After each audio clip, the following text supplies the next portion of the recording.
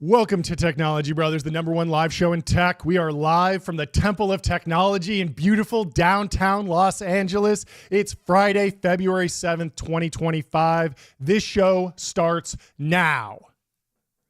Jordy? What do you got for me, John? The question we got is some what I amazing got for breaking you. news. We got, first up, massive news out of Y Combinator. We got to ring the size gong for a bunch of developers, bunch of founders from Overlap. They are part of YC Summer 2024. They build multimodal AI agents that can understand search and edit videos, and they raised a $1.9 million seed round. Let's ring the size gong for them. Congratulations to everyone over at Overlap. We wanted to highlight this because this honestly seems like something we need. Good use.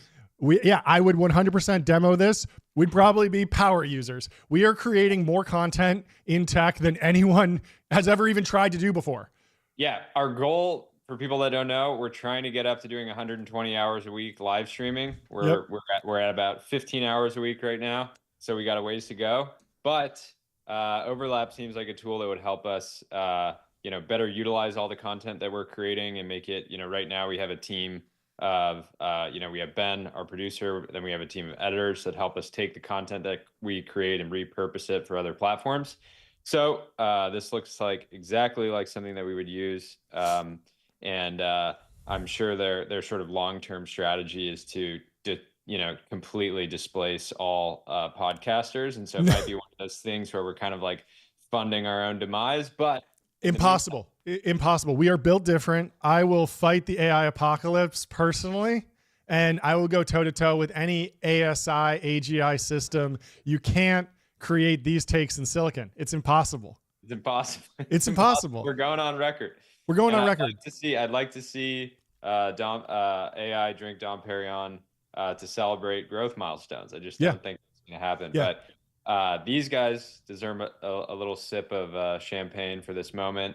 It's obviously day one for them still, but I'm excited to try out the product, and congrats on a nice little round. Nice little round coming out of Demo Day. Let's break down their announcement. Their seed round came from a bunch of different investors. They got Y Combinator, Collab Fund, Transpose, Orange Collective, Pioneer Fund, and the 23 Fund. We're proud to welcome angels and operators from Amazon, Figma, Anthropic, Loom, Netflix, Meta, and OpenAI. What they do, this is how they describe it. Overlap builds multimodal AI agents for media companies and video creators. That's us, baby.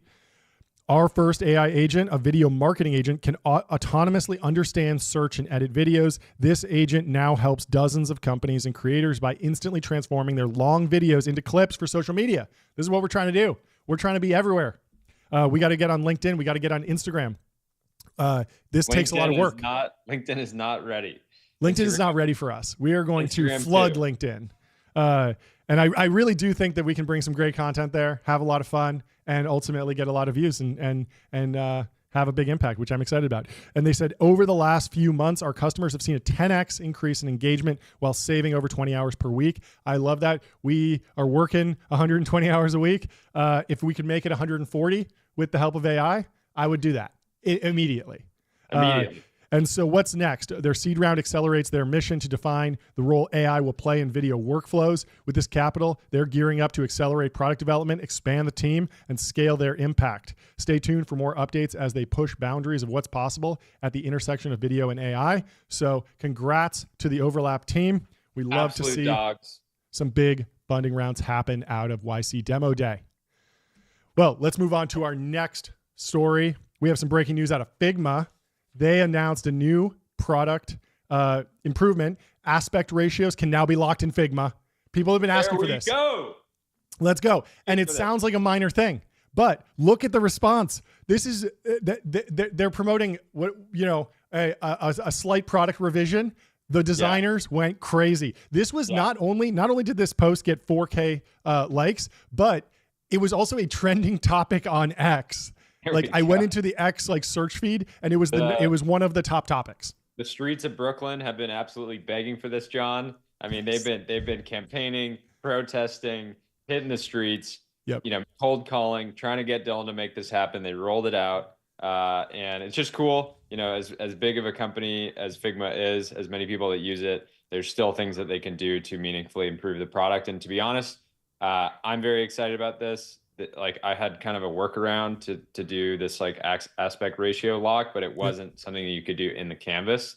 So very excited about this. And I think they probably, if they were public right now, that you can imagine the stock would have jumped easily 5-6% off the news. This is absolutely massive for the design community and startups everywhere. So congratulations to Dylan and the team. Yeah, we're huge fans of Figma here. We used it to design the pitch deck for our for TB that we send to everyone that we partner with. We're using it to design the show overlays that you'll see coming soon to the live stream. And so it's an incredibly versatile tool. We're using it to design our new website. And fun fact, when Jordy makes a meme, he actually makes it in Figma. I do. He's one of the most advanced meme makers. I'm not using any of those slop meme generator apps on the phone. If you want to do numbers, you got to be in Figma, grinding. You got to have your whole workspace. You got to have good, images to pull from. You got to have good fonts ready. So it's a craft. You got to respect it. It's almost a full-time job for me. If I'm not streaming, I'm memeing. And thank you to Figma for making that possible. I love it. And let's stay with Figma and talk about the CEO, Dylan. He's an absolute dog. We've talked about him before on the show. He's a beast. He is breaking down the impact of Figma, responding to Sahil from Gumroad. Sahil says, many have confused design with knowing Figma. And this is, again, Figma is just a tool. You got to be a crack designer. You got to know the tool, but you got to know how to use it. And so Dylan says, always liked RSMS's framing. Figma is like a staircase. The first step should be easy to take, and further steps should lead you to build mastery over time. We're on a mission to make Figma more accessible than ever. The craft of design still takes decades to perfect. Couldn't agree with that. Yeah, so I would use my own personal experience with Figma. I started using Figma without any real design education, right? Totally self-trained. I think I had good taste, but I didn't actually know how to use the tool at all. And I wouldn't have considered myself a designer at all. I still don't really consider myself a designer, but I am so confident with Figma that I can create pretty good looking designs, at least like MVPs for ideas that I have. And that's like really accelerated my sort of design timelines and really helped me work with designers. And so, yeah, I think it's amazing that Figma is easy to use. It's not incredibly easy to use, but if you just start using it, you'll figure it out quickly. And it's, it's fairly intuitive. So just because you're not a designer yet doesn't mean you shouldn't be in Figma using it. It's a super powerful tool. And I think that framing is great because, it is a staircase. I figured out how to drop a picture in and add text over it. And then suddenly I was, making websites or product screens or things like that. So very powerful, and it doesn't take much to get started. Figma's a staircase, and let me tell you, Jordy's calves are absolutely jacked. They're bulging out from all those stair climbs he's been doing. But seriously, Figma is an incredible company. They went through this, really long grind. It took them 3 years to launch the product. Dylan started building the company in 2012. They didn't actually launch the product until 2015. They've raised a bunch of money. Yeah. Then that crazy Adobe deal happens, gets broken up in antitrust. Now, founder-led company, super well capitalized, absolutely on a mission. And think about the timing with all these new generative AI, products exploding. They have the distribution, they have the users. There's so many of these features that they can add. There was a company called I'm blanking on the name. Diagram by Jordan Singer. Sarah, my wife, invested in the company, and they actually were acquired by Figma because they were doing a bunch of stuff around generative AI. So Figma is extremely well positioned to roll out a lot of these tools and just embed them in the existing software. So they're awesome. 100% going after the developer community now, and Figma pretty soon is going to be a tool that is integrated directly into just a full stack developer's toolkit. And it's going to be something that even if they aren't a master of the previous iteration of Figma, it's going to be so much more accessible because of LLMs and just being able to orchestrate things like you would Cursor in the IDE.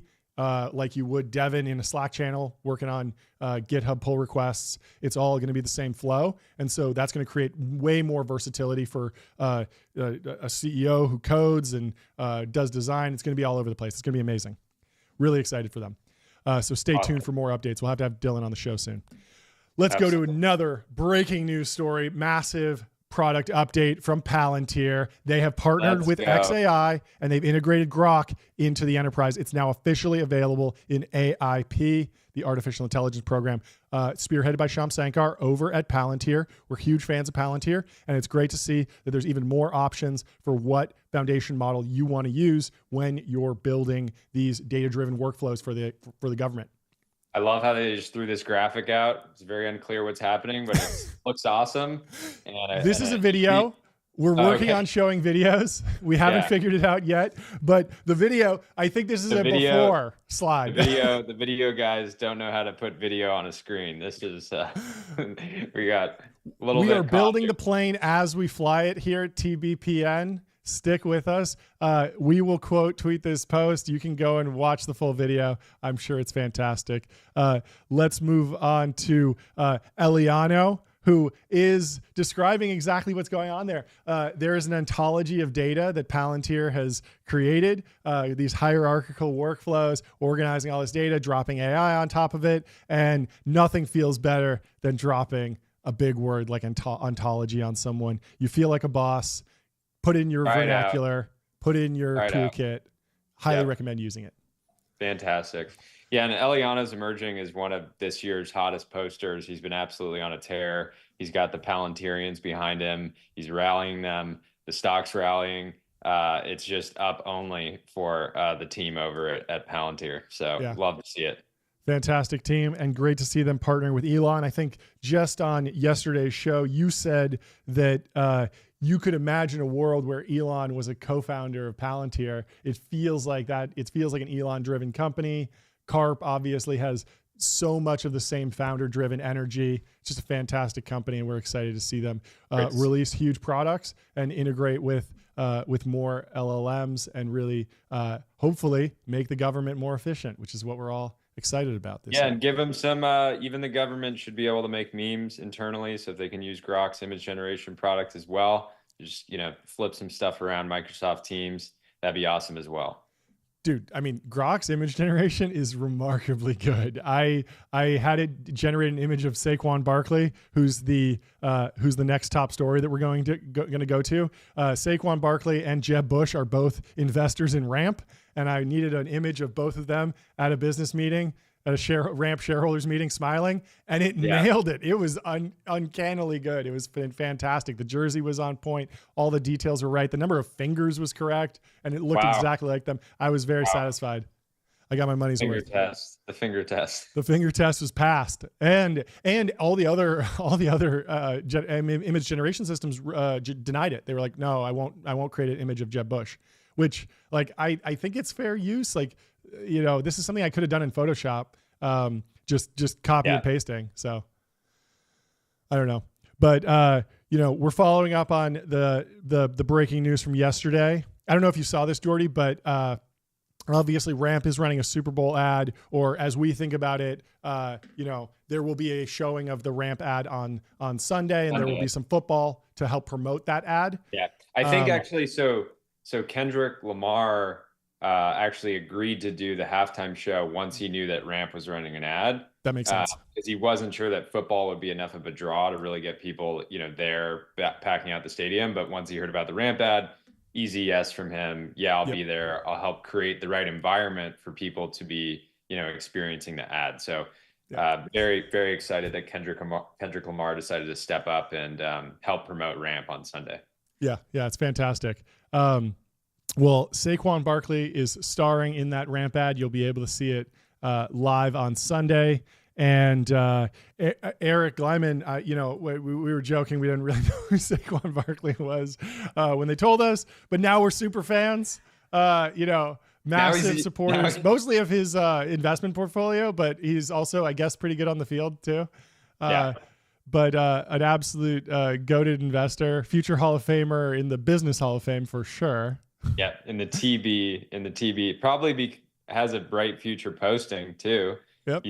He's clearly got, good taste and good ideas, and that's usually what it takes to, dominate the timeline. So after he's done dominating the field on Sunday, I'd like to see a 20-part thread breaking down, here's how the game went, here's what we could have done better, here's what we're going to be taking into the offseason, and maybe a little bit of celebration as well. And looking at this picture, I could see you with an ear, a similar earring, but maybe like a podcast microphone just kind of dangling there. So even when you're off the air, when you're walking around the street, people know, hey, this guy's a podcaster, he's wearing a suit. I'm going to treat him with a level of, respect that a hardworking podcaster deserves.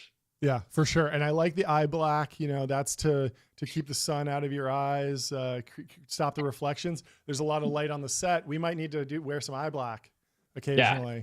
Just make sure everything's dialed in and we're really focused in when we're podcasting. Great idea.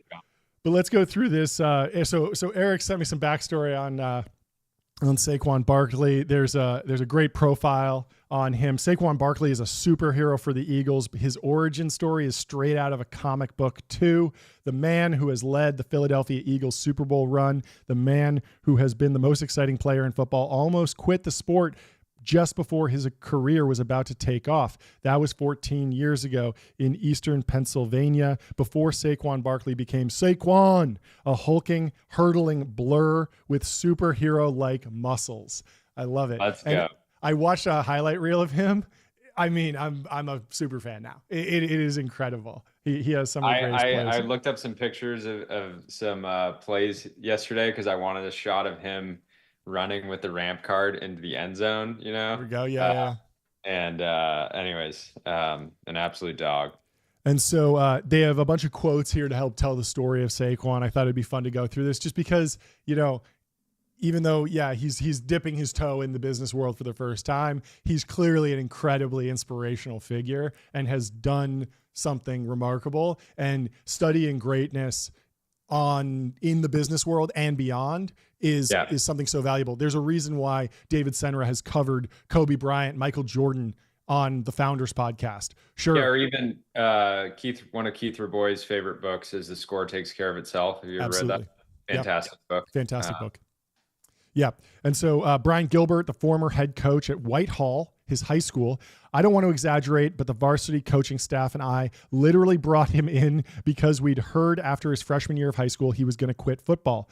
Barkley was frustrated, struggling with his self-confidence. Some kids had matured faster than him. Sophomore year, he didn't play varsity because his best friend was ahead of him. Saquon had to work. That's how he's wired, and that's why he's so great. I said, listen, you may not be the best one right now, but we see potential in you. We see how fast you are. You've got to give it more time. He said, Coach, I'm so skinny. If I come up and play varsity football, I'm going to get broken in half. We said, just get in the weight room and get stronger. Thank God he listened. And this guy squats like almost 1,000 pounds now. Just absolute dog. Absolute dog. I love it. And so the former varsity Whitehall quarterback who he played with, Nick Shafniski, says he was always the freakiest athlete and the nicest human, but it seemed like there was always someone a year or two older who was a little bit better. He was never the guy, as crazy as that sounds, because now he's the epitome of the guy. I love it. Let's go. Going back to Gilbert, he says he played a little varsity as a sophomore in 2012. At the end of that season, that summer, we went to Rutgers as a team camp. His improvements that he made that offseason are different from any other athlete I've seen. He had a tremendous camp. Then Rutgers head coach Kyle Flood brings him and me into his office and offers him. He says it was based on what he saw that day in the film they'd watched, which was JV film, because that's all we had. So sick. This guy just goes on a tear. One thing that immediately comes to mind. So Saquon, freakiest athlete, nicest guy, right? That's his reputation. It makes sense that he would partner with Ramp and specifically Eric Lyman, because when you meet Eric or Kareem or the Ramp exec team, they're all genuinely the kindest people and it almost is this weird dichotomy because they're absolute savages in business, and that yet Eric is just like the nicest, like sweetest human, right? Yeah. And so it feels like a really perfect partnership. So he wasn't even the number one running back in the state of Pennsylvania. No one on the staff looked at this high school film and thought this was going to be a generational talent. This guy, they thought this guy's pretty good. Let's take him, but we got to have Andre Robinson, the actual number one running back in the state of Pennsylvania. As far as why he flipped so fast, he went up to a whiteout game in 2013, and I think he was like, oh my God, this is night and day from Rutgers to Penn State. 1,000,000%. The whiteout game changed his life. Gilbert says, Saquon is such a pleaser, and I don't want to disappoint anyone.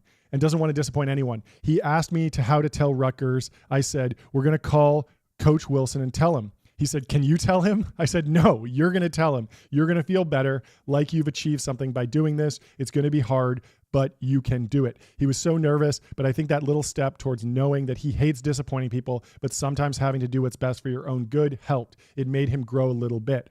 A while later, he called me. He said, I just got a call from Ohio State. Same with Notre Dame. Urban Meyer called him. Brian Kelly called him. Saquon didn't waver. He never went on another official visit, never went on another unofficial visit. He asked me if he could go on 5 official visits to Penn State because he didn't want to go to any other school. So he goes to Penn State. I would have loved to have coached him, but even now when I watch him, I root for him because he's a great kid. And so the Penn State head coach says, to be honest with you, even up until his senior year, he wasn't thought that highly of. He was a good player, but nothing crazy. Then he had a dominant senior year. Then he played in some East-West All-Star game, and they didn't even start him at tailback. He played fullback in the game. James and I went out to see him play early in his senior year. He had like 200 yards of offense and 4 touchdowns in the first half. And I was like, I think we can leave now. I was texting the pilot. Our job was done. He says, we're leaving. What do you mean we're leaving? The game started at 7 and it's only 7:38. I have a cool picture from me and Spence standing on the sideline. Our local photographer shot a picture of us from over our shoulders with him in the background. I have it hanging in my basement. So sick. Cool little connection. So he was at Penn State, at the same time as Bo Nickel, technology brother and future UFC middleweight world champion. So anyways, bunch of also nicest, most, humble guy. Fantastic. So Penn State's doing something right. So they say, have you heard the story about the track deal when he was in high school? Gilbert says, this story is legendary, Franklin. He wouldn't miss opportunities to do something special. I was at the district track meet that Whitehall hosts every year. At the 100-meter dash, this girl ran and finished first, but there was a mistake with the clock, so they had to redo it. And when they redid it, she came in second. Saquon witnessed all this, so he went over and gave her his gold medal. So amazing. He said, you deserve this. People at local pubs and restaurants will ask if it's really true. Yep, it is. What a good guy. That's amazing. For me, realizing he was special, it was probably the first day we were in full pads at summer camp. He ran a basic inside zone play. He hit the A gap and then made a jump cut all the way back to the edge and went like 70 yards. Everyone's going crazy. He comes right back to me and says, should I have pressed it a little more? That's where the legend of Saquon started. I remember the run from the Oklahoma drill when the 3 O linemen basically blocked nobody and the 3 D linemen came through and he shook them all. That was welcome to Saquon Barkley moment. Have you seen that? That's so good. In the first year, we kept trying to protect him. He had unbelievable physical tools, but we were conscious of throwing him to the wolves too soon because we didn't want to scar him. After that Buffalo game, we were like, okay, we got to play this guy. Then it was, how do we get him ready to play in the Big Ten without throwing too much at him? I went to our position room and went up on the board. I wrote up the number 26 and circled it. My D lineman asked what it was. I said, this is called the theory of 26. It means if any of you MFs hit this dude in practice and hurt him, you're going to have hell to pay. Don't touch him. He's like the quarterback. Leave him alone. I don't want one of them big dudes falling on him. After his freshman year, he said he wanted to be the best running back ever. What do I need to do to get better? He went back and looked at some of the long runs where he got run down. It happens against Rutgers, against Michigan. We went back and did a series of looking at winning in open space, breaking tackles, and making guys miss. Saquon Barkley says, you try to improve in every aspect of the game. I watched film on myself. I did self-evaluation. I wanted to get better at finishing the run, break loose, and make another guy miss and get into the end zone. Eliminate the next play because anytime you have to line up again, you give the defense another opportunity. You can have a muffled snap, anything. My freshman year, I was explosive, but I didn't have true speed. My 20 and 30-yard burst was really good, but when I got to go 60 or 100, I didn't really have another gear. I really wanted to increase my 40 time. So sick. I love it. Crazy. And so, this story kind of ends with Huff. Going into next year, I told him, you got to be prepared to have the biggest letdown season of your life. I said, now teams are not going to let you beat them. You have to be able to find success in the little things. Maybe you don't rush for 200 yards and 3 touchdowns, but you can eliminate a few negative plays, improve your pass blocking, get better at catching the ball, coming out of the backfield, develop other parts of your game. And he was like, okay, I'm good with that. I love it. Imagine. Yeah. What a beast. So what a huge beast. Fans now. And it was just awesome to see Jeb and Saquon on the timeline yesterday, just dominating. Even Jeb baited everybody, a little engagement bait. He included, what looked like a bullet point at the start of his post. A lot of people said, hey, somebody sent him this post. He chose from the bullet points, and he was just copying and pasting it in. But people quickly pointed out, they said, hey, Jeb is a master of the timeline. He included that to drive engagement so his post would go more viral. So I think so. You don't get to be someone like Jeb Bush without being an absolute dog and taking every little extra step to get that extra reach, to get that extra impression. I love to see him, performing on the timeline. Yeah. So lesson for founders, if you have somebody on your board or your cap table who's an interesting poster who you want to feed a tweet to, let them include a bullet point. Maybe even include a little spelling mistake in there, so people are like, oh, like this is artisanal. Quotes are good too. If you include like one or quote at the start or the end, people are going to say, hey, somebody sent you that to copy and paste in. But that's viral fuel. Yeah, that's viral fuel. So that's so funny. So I don't think we talked about this post on the show, but I posted Karl Marx failed to consider that making money with your boys is the most fun activity on earth. Yeah. And I posted, I reviewed it like a few times, and I posted it. I had a typo in the fourth word. Fifth word. Karl Marx failed to consider. And I said considered, and it still got 14,000 likes. Oh my God. I was like, how does that even work? This is more organic. It knows it's not slop. An LLM would never make that type of mistake. And then I said, you got to put a typo in every post to prove that you're human. And AI would never have the creativity to think, oh, I'm going to try to trick people into, thinking I'm human by making a mistake. Right. So, anyways, we got some, fantastic with Saquon Barkley. Tons of great lessons for business there. I mean, the guy, total come from behind story, just absolute grinder, works on all aspects of the game, clearly reviews every piece of footage, really understands how to improve, and spends a lot of time in the gym working on the fundamentals. And that can be true in business. So lots to learn from Saquon on and off the field. I'm generally against wearing, jerseys with another dude's name on the back. We're getting some TB jerseys made that'll be, just Coogan and Hayes. But I'm almost inclined to, try to get a Saquon jersey by Sunday and just be cheering, not for the game, but for the ad. Yeah, just for the ad. Waiting for that 15 seconds to just blow me away. Float. Can't wait. All right, let's move on. We got some earnings presented by public.com. I'll have public up and you can run through this, and I'll source any data we need to kind of support. Yeah. If you could look up what Amazon's done over the last 5 days, 24 hours, I want to know. I want the update from you from public.com. But it's earnings season, boys. We covered Google, we covered Apple, we covered Facebook and Meta, and now we're on to Amazon. And I don't think we have fell. I don't think we have this slated, but I mentioned this to you yesterday. Roblox, which what's that research? Hindenburg Research had done a takedown on. Yep. They reported a drop in sort of usage, and like 30% of the stock got wiped out. So if Hindenburg was still in Roblox, they would have done pretty well off of that. But let's get into Amazon, a stable, humble giant.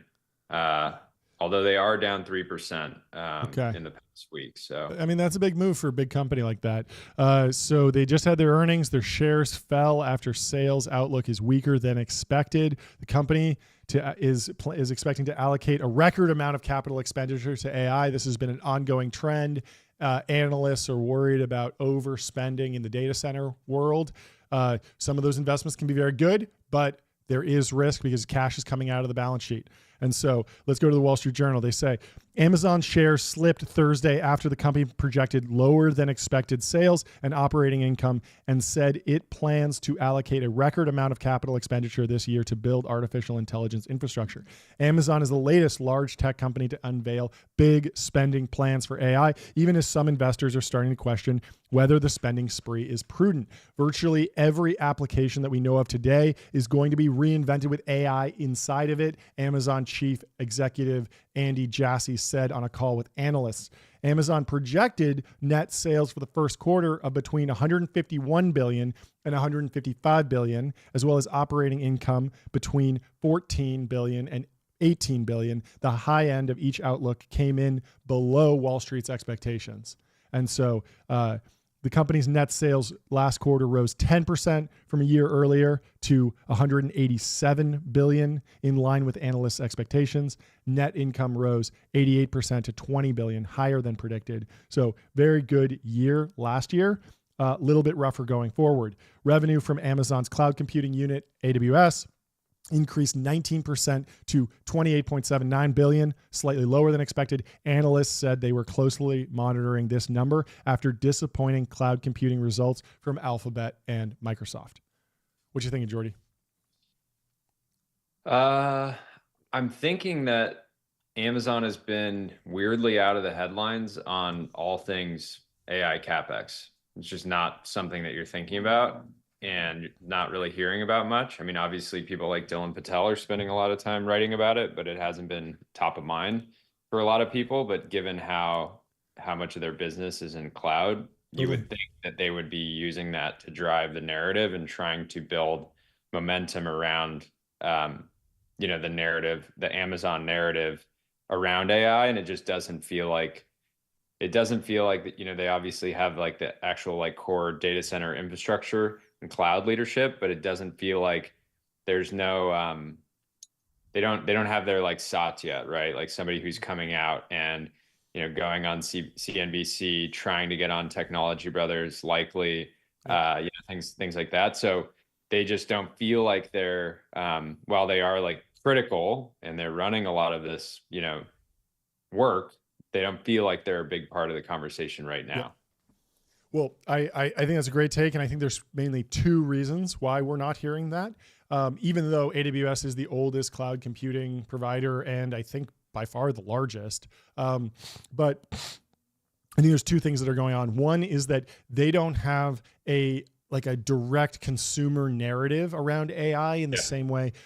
So Google, everyone's saying, oh, how is AI going to affect Google search? You got to tell me about Gemini. They're launching products that directly compete with OpenAI. They have the TPU. They've really talked about this. And the Transformer was invented at Google. So there's a whole bunch of history there around Google and AI. Everyone kind of expects that. Obviously, Zuck is doing the same thing. He made this massive bet. They've trained Llama. There's a huge narrative there. Zuck's completely driving that. They did the huge AI CapEx, the massive GPU buy. And then even in Microsoft, which is a little bit less focused on AI productization. Obviously, they're stuffing, co-pilots everywhere, but they have that massive position in OpenAI. So anytime OpenAI is in the news, you can talk to Satya. Whereas Amazon, they have deals with Anthropic. They host a lot of stuff. Obviously, there's Alexa and there's AI in their products, but it's not as strong of a narrative. And a lot of it comes from the fact that they're kind of no longer in founder mode. Like Jeff Bezos is out.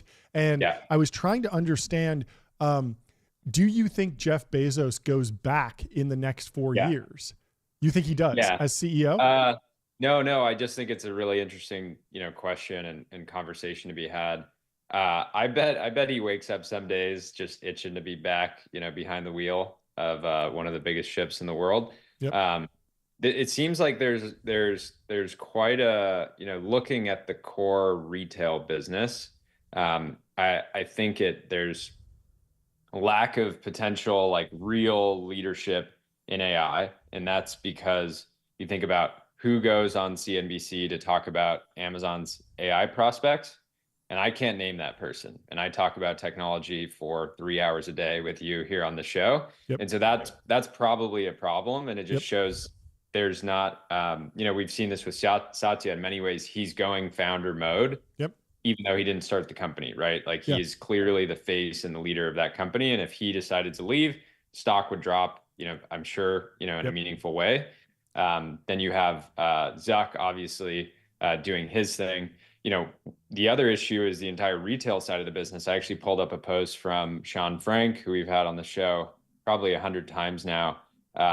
He has been talking for a very long time about how little new interest there is in selling on Amazon. You remember there was a time when everybody was selling courses on how you can make, $5,000 a day selling on Amazon. You don't even need your own products. And so Amazon has gotten optimized and optimized and optimized, and they've just kept eating into the profits of the sellers on their platform. It's basically completely pay to play now. It's really hard to drive sales without spending a huge amount of your sales of gross revenue on ads. So I just pulled this up. There's a post. This was from a week ago, actually. Sean says, why is interest in Amazon businesses collapse? One, the overall e-com market has collapsed. Almost no deals are being done, and those deals are 50% of what they would trade for in 2021. Solo Stove was worth $2 billion at one point. It's worth under 100 now. That sums up investor interest. Two, sales are stagnant. Amazon Marketplace sales are down single digits. That means the average merchant isn't growing all that much. No growth story, so there's even less interest. He says three, all the big buyers went bankrupt. So you remember companies like Thrasio, and then you have like kind of other alternatives like Open Store that are playing more on the Shopify space.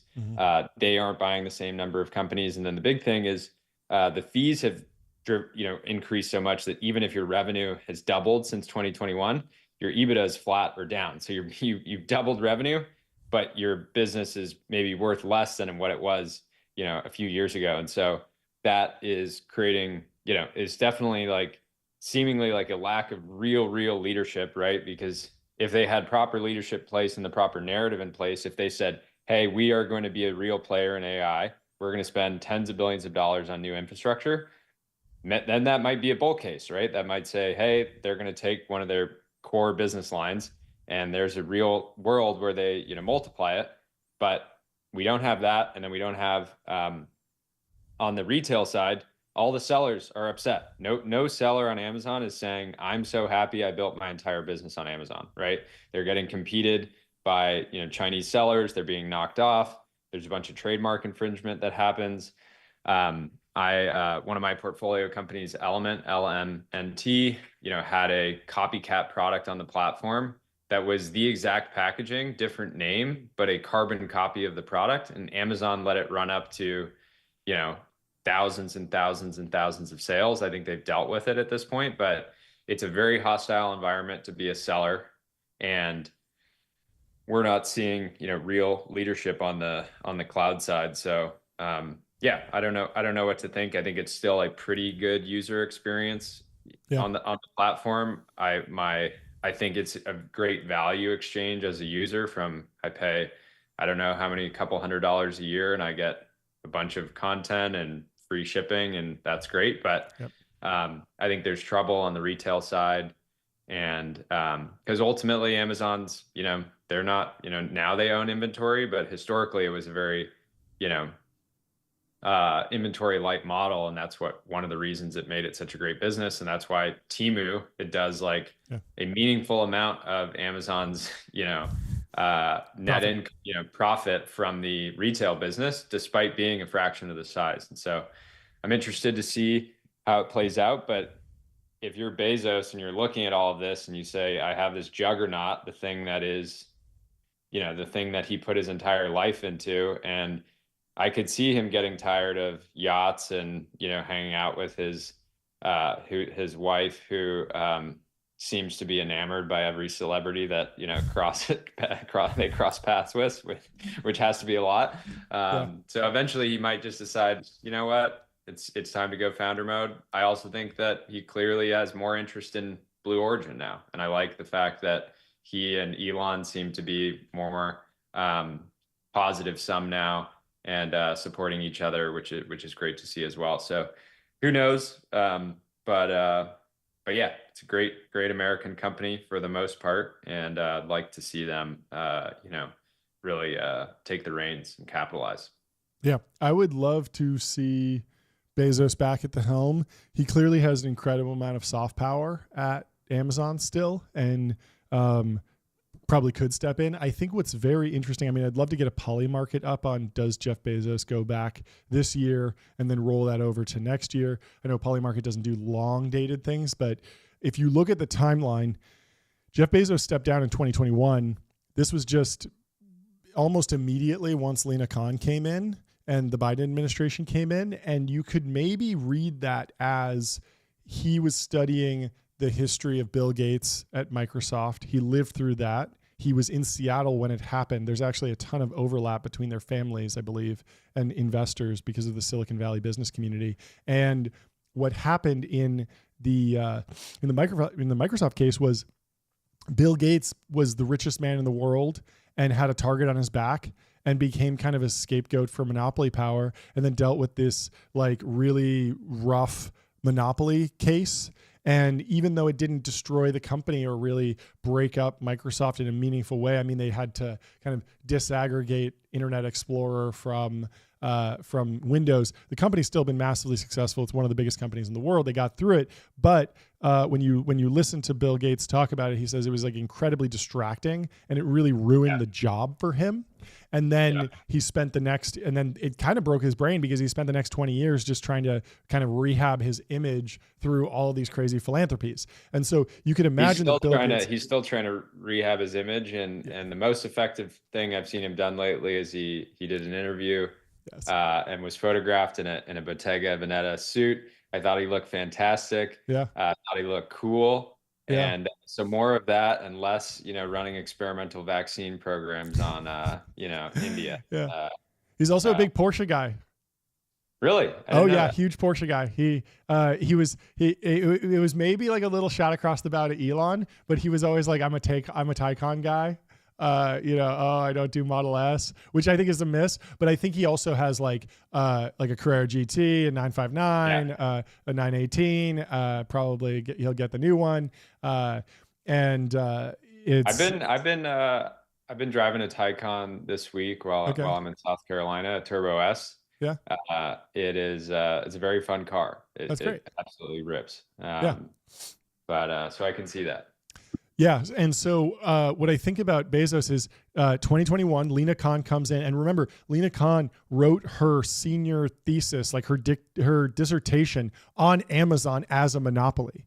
And Amazon was not thought to be subject to antitrust legislation because of the fact that it acts as an aggregator, as Ben Thompson described, in the sense that competition is only one click away. Their strength comes not from cornering supply, it comes from cornering demand. And what that means is that Amazon, they might be able to raise prices, but they never have. And so it's impossible it's really, really difficult, at least, to prove consumer harm, which has always been the definition of, we got to break up this monopoly. It's one guy owns all the steel or all the railroads, and then because he owns all the steel, he can say, I'm doubling the price of steel, and everyone still has to buy. And you can imagine that that's bad. It makes sense why we have antitrust legislation to prevent that type of stuff. In the case with Amazon, it's seller harm. And so sellers are pissed off. Sellers are still able to eke out a business, but their businesses aren't growing in value. Yep. And so that's a major, again, it doesn't mean that there's a strong antitrust case to be built there, because as a consumer, I'm sitting here and I'm like, well, I pay $200 a month or $200 a year to Amazon. I get a bunch of content. I get, free Whole Foods delivery. It's a pretty good exchange. We'll see how it plays out. But so 2021, Bezos steps down. This is like, within days or within a year of Lena Khan coming in, and then 2 years later, the FTC files an antitrust lawsuit formally. And so I think of it as the writing was on the wall. The Biden administration is going to be very rough on me. If I duck out now as CEO, there's no scapegoat to go after, and it'll be much harder to rally public support for an antitrust lawsuit, because we won't be able to say, look at this multi-billionaire, look at the richest man in the world, he's extracting value, everyone needs to support this. And that support, even though FTC lawsuits are not voted on by the American public, there is pressure that happens through various elected representatives to the FTC. And it's a lot easier to go after someone who looks like a, Lex Luthor than Andy Jassy, who's just a guy who no one really knows his name. And he's just there being like, yeah, we're obsessed with cloud computing. And it's actually it's a very hot market. It's very competitive. And look at Amazon. Amazon, yeah, we might be the biggest in cloud computing, but Google Cloud is huge. Azure's huge. And Facebook's also investing in data centers in a massive way. And then there's a million other providers. So it's a complete, perfectly competitive market. Yes, we have great margins, but it's not a monopoly.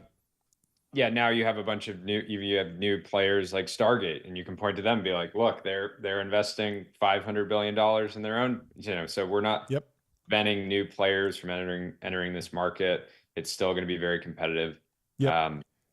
So with Lena Khan out, it kind of creates a space where Bezos could go back in if he wants. And I've always been interested in, I always love when the founders have been able to set up their businesses in a way that they can do everything in the one master bucket. Zuck is the master of this. Like, he has the super voting shares. And so when he wants to do the metaverse, that goes in the meta bucket. When he wants to do AI, that goes in the meta bucket. Elon's taken a much more decentralized approach, but then he's re-centralized with things like Solar City getting bought by Tesla. XAI is integrated with X, and Tesla has some people over there. So he's kind of creating this keiretsu of different companies that all have intertwined stakes. There's a lot of overlapping investors. People actually think about the portfolio of Elon companies as like Elon Inc. now, and that's happening. It's not all one company. It's crazy to think that he could take just his personal positions public independently and create an index of Elon. And it would probably trade at a 5x premium to book value, something ridiculous. But Bezos he's never been able to justify that fully. Like, I think Amazon did one satellite internet project, but he wasn't able to go to the Amazon shareholders, even though he has an immense amount of control. He was able to go to them and say, look, we could be making money on retail, but instead we're going to invest all of that in AWS, and we're going to have this amazing second business. He wasn't able to do that a third or fourth time. He could have said, hey, look, we have a lot of delivery trucks. We want to make electric delivery trucks. And so we're going to build electric vehicles in-house.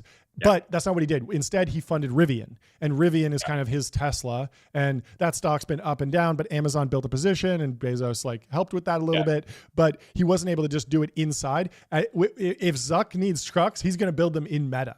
He's not going to start a second company. And same thing with Blue Origin. Like if Zuck wants to build rockets, it'll probably happen within Meta, because he has so much control and so much voting power there, and he's been very good at convincing the shareholders. So it'll be interesting to see. I mean, I would honestly probably be more excited about Blue Origin and Rivian if they lived within the Amazon holding structure and Bezos was at the top of that and could really choose how to allocate capital, because this business, even though, it's down a couple percent, it's throwing off so much money that they are going to invest $100 billion in capital expenditure next year. Like, that's probably way less than Rivian needs or Blue Origin needs. These could be within. Think about how good that would be for users if you could be driving in your Rivian and click to do an Amazon haul and buy a $13 guitar or $13 couch, right? $20 couch. Yeah, exactly. That's what users want, right? They want slop products while they're in their slop EV. I mean, at the same time, it makes sense why shareholders are like, wait, like I wanted to, like, Zuck, I'm here as a shareholder. I just want like dividends. Like, why are you open sourcing LLMs? Like, I don't care about that. And Zuck has to make the argument that, oh, well, it'll help with talent and it helps with it's commoditizing our compliments, and we'll be able to stuff this and everything, and we'll have a stake in AI. And it's obviously gone very well. But even as a CEO who controls a massive public company, you do still have to make your case to shareholders. You can't just say, I have a wild idea. I have no idea how it connects, and I'm going to do it anyway. People have to say, hey, it's going to make money for the core business. But Amazon, I mean, it really is interesting, your point about them not being like leading the AI narrative, because they are leading the AI narrative. They're spending $100 billion in CapEx this year as part of a push to build generative AI services. They're leading the investment in CapEx. Yep. They're not leading the narrative. Yeah. And right. I think that narrative just matters so much for a company, that every company is in the game of, we want our, price, for the average, retail investor that owns Amazon, they want the price, everybody wants the price to go up. And so I think that they're not getting credit for that CapEx from a, market cap standpoint. 100%. And so let's just break down how Amazon compares to the other hyperscalers. It really is fascinating. Satya has that quote, "I'm good for my 80 billion. Well, now that has actually increased. Microsoft is expected to top 90 billion in CapEx this calendar year. Google is spending 75 billion and Meta is spending 65 billion. And so you add all that up, you're in some huge territory, 350 billion, something like that. Pretty crazy numbers. But it's a lot of data centers. I'm excited to see it. And it's the meme. Another trillion to Nvidia. Woohoo! Yeah. We need to do a data center tour. Map. For sure. And so U.S. tech stocks tumbled last week after the surprise success of a new generative AI model from China. That's, of course, DeepSeek. The free-to-use model was built at a fraction of the cost, although very debatable at this point. The latest number I saw was like they spent 1.5 billion, which is like more than it cost to train GPT-4. And so now we're in like weird territory. Yeah, they spent 1.5 billion while horrifically stealing from OpenAI. In order to, and then lying about it. I'm actually very confused about the real number here, because it started as 6 million. Then people said, well, they have other stuff and it doesn't include R&D. And even DeepSeek admitted, like, we didn't include all the cost. And so people were like, okay, maybe it's 50 million, maybe it's 100 million. It's still impressive. They clearly did a bunch of optimizations to make the code run faster. And there's just no question that inference is cheaper. Like, that is true. We know that. But now we're getting these crazy estimates. Like, actually, DeepSeek has invested 1.5 billion in AI as a whole project. But then on the other end, you're hearing like, oh, a couple kids at Stanford rebuilt it for $50. And so we're now like in the bands of like DeepSeek spent $1 billion, but Stanford can do it for $50. I don't know what to believe anymore. It's crazy. I love how they just inspired America to grind harder. Everybody was like, oh, it's possible to train a model like this for very, very little comparable cost. We should just do it. And then they do it. So I love it. Well, and so obviously that shook markets. Amazon CEO Jassy wants to make Amazon an AI leader as the world. He needs to do more podcasts, though. He needs to start setting the narrative. Call Lulu. Go direct. Call Lulu. As the world's largest cloud service provider, the company is in a good position to profit from AI. Amazon created special teams. Created special teams to drive generative AI innovation, and has released a flurry of services, including an AI shopping assistant. First time I'm learning of that. I've heard that they have an AI chatbot that you can chat with. It's so funny. Their shopping assistant for the consumer is, we're just going to find you the products that you really want. And then on the back end, they're just telling all the retailers, you're going to have to give up 90% of your margin to get this customer, and you're going to love it. You know?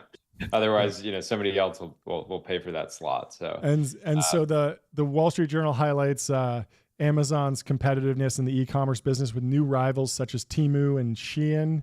Both of these companies offer low prices to source products extensively from China. President Trump suspended a trade exemption known as the de minimis provision that Shein and Temu and other Amazon competitors have used to avoid import duties on low-value packages from China. We've covered this before.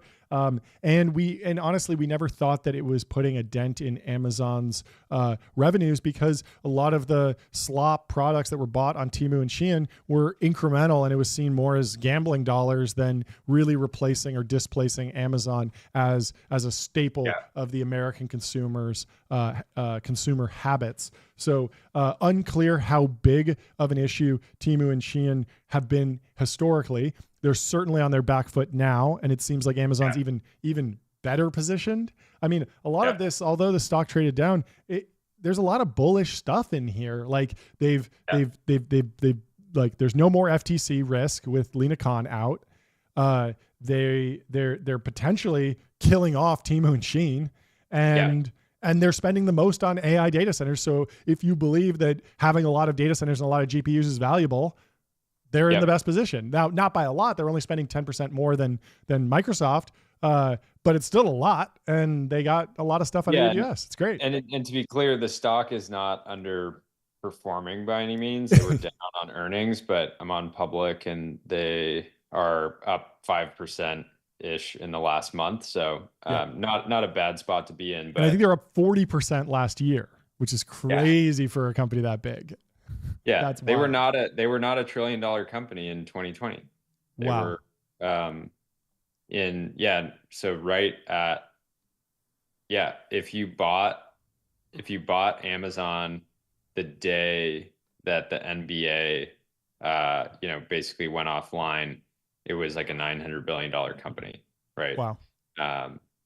So anyways, still doing well despite Bezos not at the helm, but imagine the move if Bezos did join the company. the pop would be biblical. For sure. And so separately, during the important holiday quarter, Amazon grappled with threats from one of the largest U.S. labor unions. And I love their name, although I'm not a fan of them personally. The International Brotherhood of Teamsters. I know the Teamsters Union. I didn't know that was their full name. We should start an International Brotherhood of Technologists. They tried to disrupt holiday deliveries to pressure Amazon to negotiate with its warehouse workers. At the time, the company said those attempts had fallen short, I guess. And so Amazon got through that. I also wanted to go back and look at a little bit of older earnings analysis from Ben Thompson. This is from 2023, talking about Amazon and AI, and Ben Thompson is highlighting the lack of clear narrative. And so Jassy, at the time, back in 2023, he says generative AI has captured people's imagination, but most people are talking about the application layer, specifically what OpenAI has done with ChatGPT. It's important to remember that we're in the very early days of adoption and the success of generative AI, and that consumer applications are only one layer of opportunity. And so 3 of the 5 big tech companies have a clear AI story at this point. Microsoft has its partnership with OpenAI. Google has its own AI models and Google Cloud Platform. And Meta is pursuing open source strategy in conjunction with seeking partnerships with large cloud providers, starting with Microsoft. That leaves Apple and Amazon, who have way underperformed on the narrative front. Yeah, and so here's the thing. So Amazon made its bet on Anthropic, and Anthropic has built a great model. People love Claude, but is kind of irrelevant on the consumer side. They have, a fraction of the downloads and the engagement that OpenAI does. Yep. And they don't have a reasoning model right now. They do. It's just internal. They haven't launched it. That's what I'm saying. I don't care. They don't have you don't get credit for, oh yeah, we got a great, like, the whole thing with all these, foundation model, companies is they're launching products oftentimes before they're really ready for production, right? They launch deep research and you didn't even have access to it, right? So everybody's sort of running. I believe if Anthropic's model was actually competitive, they would have launched it already. Yeah, it is clearly a very different culture. And the other thing is, Anthropic made a clear bet around AI safety, and a lot of other firms ignored that. DeepSeek, one of them, and so that seems to be in the short term the wrong bet to make. And so that was Amazon's real, player in the race. And I think that, or at least consumer narrative, and it's turning out that Anthropic doesn't seem to have a strong consumer narrative right now. even though people love the product. Yeah, it is crazy comparing. I haven't personally used Claude in weeks. So yeah. I mean, it seems like it has popularity amongst the developer community, but beyond that, it hasn't really broken through. And it's fascinating to see how aggressive Sam has been at OpenAI about responding to just any developments. You know, every time Google has a keynote, OpenAI has a keynote 2 days before, and DeepSeek comes out. What's the name of the product he launches? Deep Research. Like, he wants the Google autofill. AI deep something. Oh yeah, Deep Research. Go over here, and you can tell that Deep Research. I mean, I've been enjoying the product, and I think it's getting a lot better. But you can tell that they're not ready to scale that for a few reasons. First, it's not available on mobile, so the button is just not available there. So you have to, if you're on your phone, you have to open up a web browser and go to chatgpt.com and then click the Deep Research thing to do a query on mobile. So they're clearly cutting the amount of Deep Research queries that way. And then also, it always asks you a clarifying question to slow you down. And I'm sure there's some sort of churn rate between, oh, I was about to kick off this Deep Research thing, but it asked me a bunch of clarifying questions. Maybe I'm not going to do it. And if that saves them 50% of the queries, that's a lot of compute, because clearly it's very, very expensive. But it shows that they're willing to push it out and get the data that they can and do as much scaling as they can, even though they're not ready for this to be free for everyone, ad supported, and billions of inferences that are just burning up data centers every single day. Anthropic, all of this stuff, DeepSeek coming out and people responding to it, and you know, it's kind of showing that we may be at least a few models away from the sort of asymmetric risk that Anthropic has been focused on. And so it seems to have been, so far, at least for these early reasoning models that aren't fully agentic, it does seem that they kind of made the wrong bet there. Yeah, it'll be interesting to see how it plays out. Maybe Bezos gets in there and puts some pressure on them and puts their feet to the fire and says, give me the models. They're going out today. But let's close with Ben Thompson's analysis. This is again from 2 years ago, talking about Amazon's play in AI, and he has an anecdote. Ben writes, I'm wrapping up my usual summer stint in the U.S. In a metro area that started receiving same-day deliveries earlier this year. Speaking personally, I absolutely agree with Jassie's characterization of consumer behavior. I both found Amazon's delivery speed to be astounding and also recognize a significant shift in my own behavior because of that speed. The truth is that buying something locally in person still requires a trip of some sort, with the risk that what you want may not be in stock. Is in almost all cases, it was actually faster, particularly once you incorporate the realities of life, where you can't actually go to the store this very minute because things come up, to simply order from Amazon, because you'll receive your item in a matter of hours, not days, indeed. I felt this summer marked the largest shift in my purchasing behavior since the launch of Prime. When I needed something like, say, a mic cable, which happened last Sunday, I simply bought it on Amazon the moment the need arose. The cable arrived 4 hours later. What I find so fascinating about this, though, is Jassie's argument that this actually results in lower unit costs because there are fewer touch points for the delivery. This does not make intuitive sense, in that it is a classic tech trade-off between marginal cost and fixed cost. It is also a tangible expression of why I thought it was so important for Amazon to push for this level of delivery speed in the first place. Amazon is at its best when it's realizing advantages that no one else can match because of its willingness to invest in the real world. This is what Amazon does best. And focus on long-term moats and instead of short-term profitability. That's what leads to increased profitability in the long run. If you're patient enough and confident in your position with consumers, will endure. Amazon's renewed interest in its logistics is a perfect example, and an encouraging sign that the company will retain its greatness without its earnings call skipping founder, because Bezos didn't go to the earnings call, which I think is funny. Anyway, Jordy, what you got? I would just kind of close this out by saying Amazon generally is very well positioned for a lot of the trends that we're seeing right now. Some of these other, companies that are more pure play software companies that aren't existing in the real world, there's some real threats there, right? Software development timelines are changing so dramatically. It's becoming so much faster and cheaper to make software. That threatens a company like Salesforce in a way that Amazon, which is selling physical products, selling content, selling, they have their logistics network, they have their data center business. People should be tremendously excited about Amazon's positioning for the next 10 years. And yeah, they're somehow not getting that through. So anyways, excited to keep covering it. Yeah, it's an interesting story. Seems mostly narrative and communications based, but we'll see. Fortunately, stock's up 40% over the last year. Minor bump in the road with this earnings. A little bit of scared on the CapEx, a little bit of DeepSeek threat, but we'll see where it goes. Let's move on to our next top story.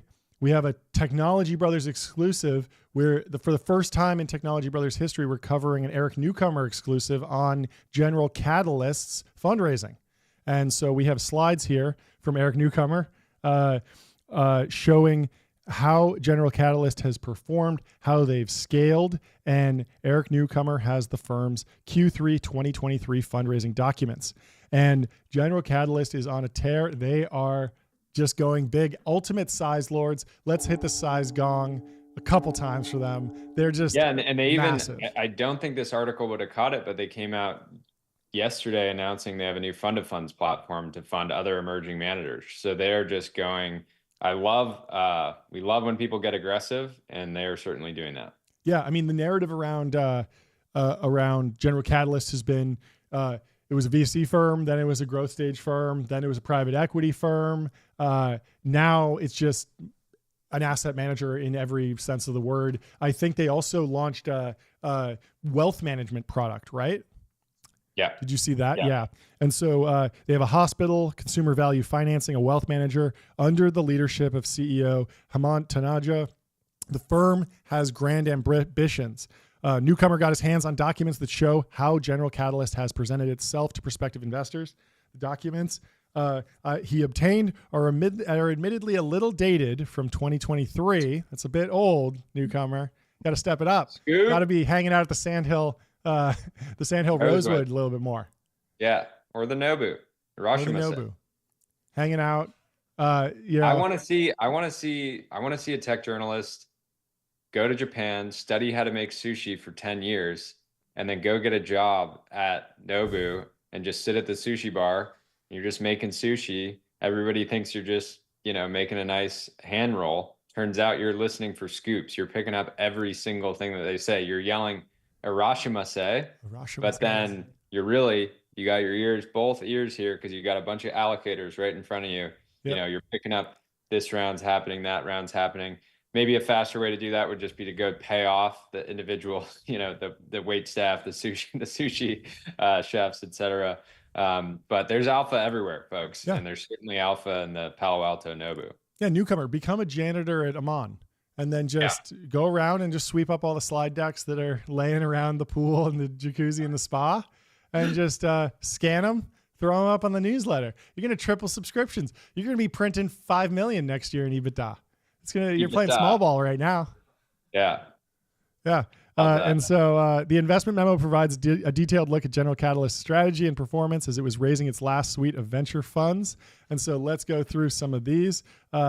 They are absolute dogs, General Catalyst.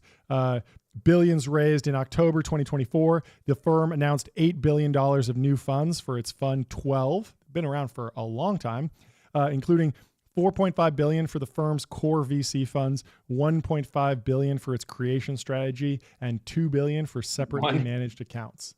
$1.5 billion for, I'm reading that as incubations. Is that correct? I think $1.5 billion for incubations is insane. That's just an insane number. Given how capital efficient incubations can be, because sometimes a firm will put a founder as an EIR, so they have a bit of an income and benefits while they figure out what to build. I have no idea how it's actually structured, but their latest incubation was a roll-up. And so they wound up buying a lot of existing firms. And so you could imagine if you're buying like a mid-sized business, dropping AI on top of it, it's going to be $100 million equity check and then a couple million, $100 million in debt maybe. That's going to go pretty quickly. That's 15 deals if you're doing $100 million checks to kick off these like incubation roll-up type things. I have no idea how they're sizing their bets, but I'm sure we'll find out more. Let's go to the evolution in the year 2000. The firm started in Boston, founded by serial entrepreneurs David Falco and Joel Cutter during the dot-com bubble. General Catalyst established credibility. Let's see. They hatched winning companies, resulting in Kayak, Demandware, and Virtu. Fund 5 in 2007 was $722 million, already pretty big. During the global financial crisis, they expanded to Silicon Valley in 2010 and New York in 2012. They did a Fund 6 of $500 million. Fund 7 was $676 million. Every fund is just getting bigger and bigger. Ken Chenault, who I've actually interviewed, ramp investor, former CEO of Amex, he joins as the chairman.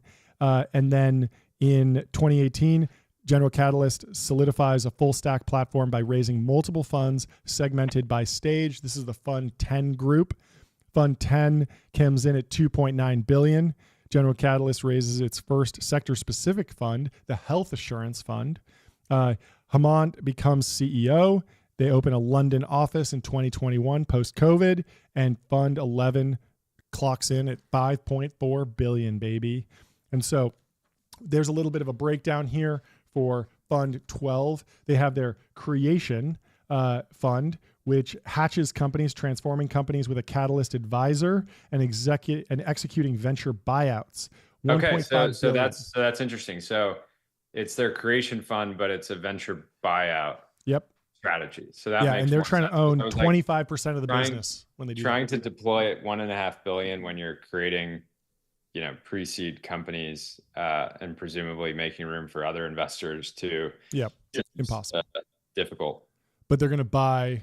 They're going to buy companies like their private equity firm, but where they think there is VC-like opportunity and venture scale. And so they have the Ignition Fund. This is where they do their core early stage work. Another $1.5 billion there. They focus on seed, Series A, Series B. And of course, they focus in 10 to 25% ownership target there. They have their Health Assurance Fund, which is targeted at digital transformation of the healthcare industry. $750 million.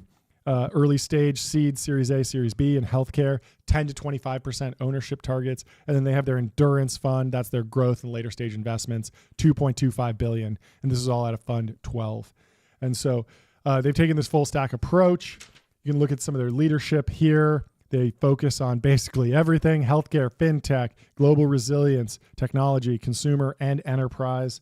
And we can go through more of the slides, but you might just want to subscribe to Newcomer. The guy gets scoops, even if they're a year and a half old.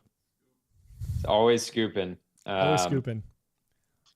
Yeah, an absolute dog. Is there anything else we should talk about with regard to General Catalyst? We got some boys over there, some absolute dogs, writing huge checks, making plays. Love to see them on the timeline. Every time a venture fund comes out and announces multiple $1 billion of new AUM, there's always naysayers, haters saying, "Oh, this is not real venture capital," or how are you going to actually put up returns like this? But you have to just give people a little bit of credit. If somebody's raising $8 billion, unless they're Masa Son, they have probably planned things out pretty precisely. They probably have a very coherent strategy, because that kind of money doesn't change hands and get invested without, the people that are investing those dollars are sophisticated, and they're taking a portfolio approach. They don't need every fund they invest in to outperform, but got to give credit. And I like to see that General Catalyst is getting aggressive and evolving venture. It's not a cottage industry anymore. I think that the super, super early stage stuff will continue to be somewhat boutique, and there's always going to be opportunities for new managers. But, the bifurcation of venture from these sort of small $10 to $50 million funds all the way to these like $5 to $20 billion funds or $5 to $10 billion funds, that is seemingly the new normal. And I think it's overall healthy. It's important for early stage investors to know that if I invest in a company at a $5 to $10 million valuation, that if they do well, there's going to be, $50 billion of downstream capital that somebody like a GC or an Andreessen or a founders fund, or a Sequoia can deploy into that. So overall, I think it's healthy. I think there's going to be it's going to be cool to see the generation of investors, allocators that come out of firms like General Catalyst that were there during the transformation and then can continue to innovate down the road. So yeah. Overall, very cool. And, look, they're probably doing a few $100 million ARR just on the fee side. Yeah. So the old model of 2 and 20 is gone. VC firms used to take 2% annual management fees and 20% carry, but not a General Catalyst, baby. The firm's share of profits on investments starts at 25% and climbs to 30% if the profits are above 133% in aggregate contributions. And so a lot of these different funds have different management fee structures. The Creation Fund gets 2.5% management fee. The Ignition Fund gets 2.25. Endurance is their growth fund, so a little bit lower, 1.75% management fee. And the Health Assurance Fund gets 2.5% management fees. So Eric Newcomer clocks it at $120 million a year just from Fund 12. And remember, they're raising these new funds every couple of years. And so that's going to fund a lot of employees, a lot of office space, and a lot of ski trips to Tahoe and Sun Valley. Yeah, and one thing to note, yesterday, we will probably talk about this later in the show, but yesterday some news broke, I think from Bloomberg, that Trump was exploring eliminating what has been called the carried interest tax loophole. Yep. And I think that loophole is a sort of not the best way to characterize it, because what they're referring to is the fact that investors that are, people that manage and deploy money that's not necessarily their own, they get, when they, if you have a $10 million fund and it does well and you're in carry, that carry gets, has historically been treated and today gets treated as capital gains. What they're trying to do is make it treated more like ordinary income. So instead of paying a, 15, 20-ish% tax rate, whatever it is, you might be paying closer to 50% tax rate on that. And so for someone like GC, who's deploying billions of dollars and presumably wants to make a great return on that, that's billions of dollars that they would be giving to the federal government or the state government, depending, on their performance. So would be pretty brutal for the industry in many ways, but it's coming from somebody like Trump, who runs his own money. So as a real estate guy, he's using his money. I'm sure he has co-investors and using a lot of debt, but to him, it maybe is not so important how carried interest is treated. But if you're a fund manager raising billions, or if you're a fund manager that's raising 10 million and really making money on the carry piece versus the fee side, would be pretty devastating. So yeah, the carried interest loophole closure, this whole discussion that came up during the last administration, didn't go anywhere. You said that if it goes through, VCs will make January 6th look like a baby shower. I think we can see lots of VC and private equity associates protesting on the National Mall if this happens. Yeah. It'd be very bad for the industry. And who else said something interesting? I forget who it was. Dan Primack. Dan Primack says, a source on the phone just now on the carried interest tax situation is like the Red Wedding. Trump collected all the VCs at the White House so he could more easily murder them. And so, to be clear, it's not going to be the end of the world, but it does meaningfully impact. When I look at it as like, from time to time, I'll do an SPV into a company that I'm excited about, and now I have to, if they do change the law and the tax treatment right now, if I invest, $1 million via an SPV, I take 20% carry on it. Maybe there's other partners in the deal, so I'm not actually getting the full 20% carry. after it's taxed 50%, it might not have even been worth my time to do the deal. I might have been better off just putting in, 50 grand myself, letting it ride, and knowing that it's going to be treated like, because putting together money like that via an SPV, it's a lot of work. It's super time intensive. And so, you're basically looking at the way that I've always looked at it is you're investing in the deal with your time.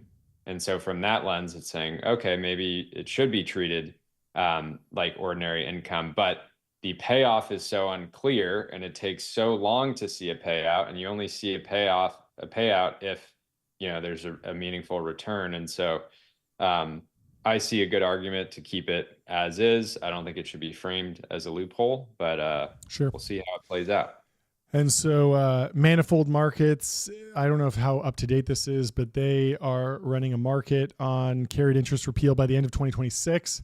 It's at yes 40%, no 60%. I imagine that's pretty low liquidity. Meb Faber here, who actually follows me, says we need a poly market on the chances of carried interest. LOL. Close the carried interest tax deduction loophole. So everyone wants to know whether or not this will happen. It could just be one of those things where, like Trump is doing with Canada, we're going to make Canada a state, this and that. Trump loves to open with a crazy proposal and then back it off and get something in trade. And so I could imagine this saying, look, I'm going to close the carried interest loophole, blow up your entire industry. But as this gets, now that I brought everyone to the negotiating table and people realize how serious I am, Trump will say, well, actually, I'm going to close the carried interest loophole on investments that are made outside of the United States. Really his goal the whole time has been, I just want VCs to invest in American companies that make products in America. And you could see that being more aligned, and that's actually what he's going for. But how does he get there? Well, he's got to come in with a hammer and get everyone waking up and saying, hey, look, it's going to be the red wedding. There's going to be a bloodbath unless you play ball. And then, he's set the bar here. And so when he backs down, he gets exactly what he wants. And so I could see that happening, and maybe that would be good for America. It's possible. Le art of the deal. Okay, let's go through some timeline.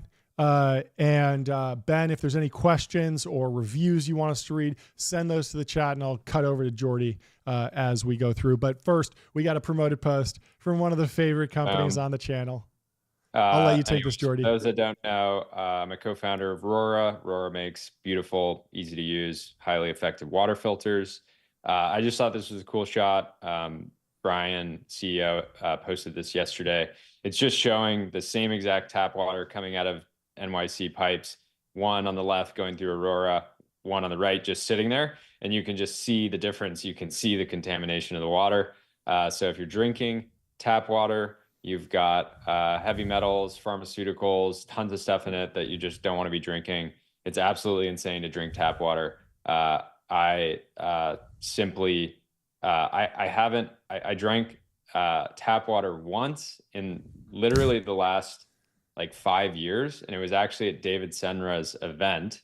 Not to throw David under the bus or anything, but I got back to my room, and it was at this really cool retreat center, and I was like probably like a 20-minute walk from where I could get water, and I didn't even know if it was open. So I drank tap water, and I was like, it was in Austin, which has notoriously bad tap water, and I was like, this is egregiously bad.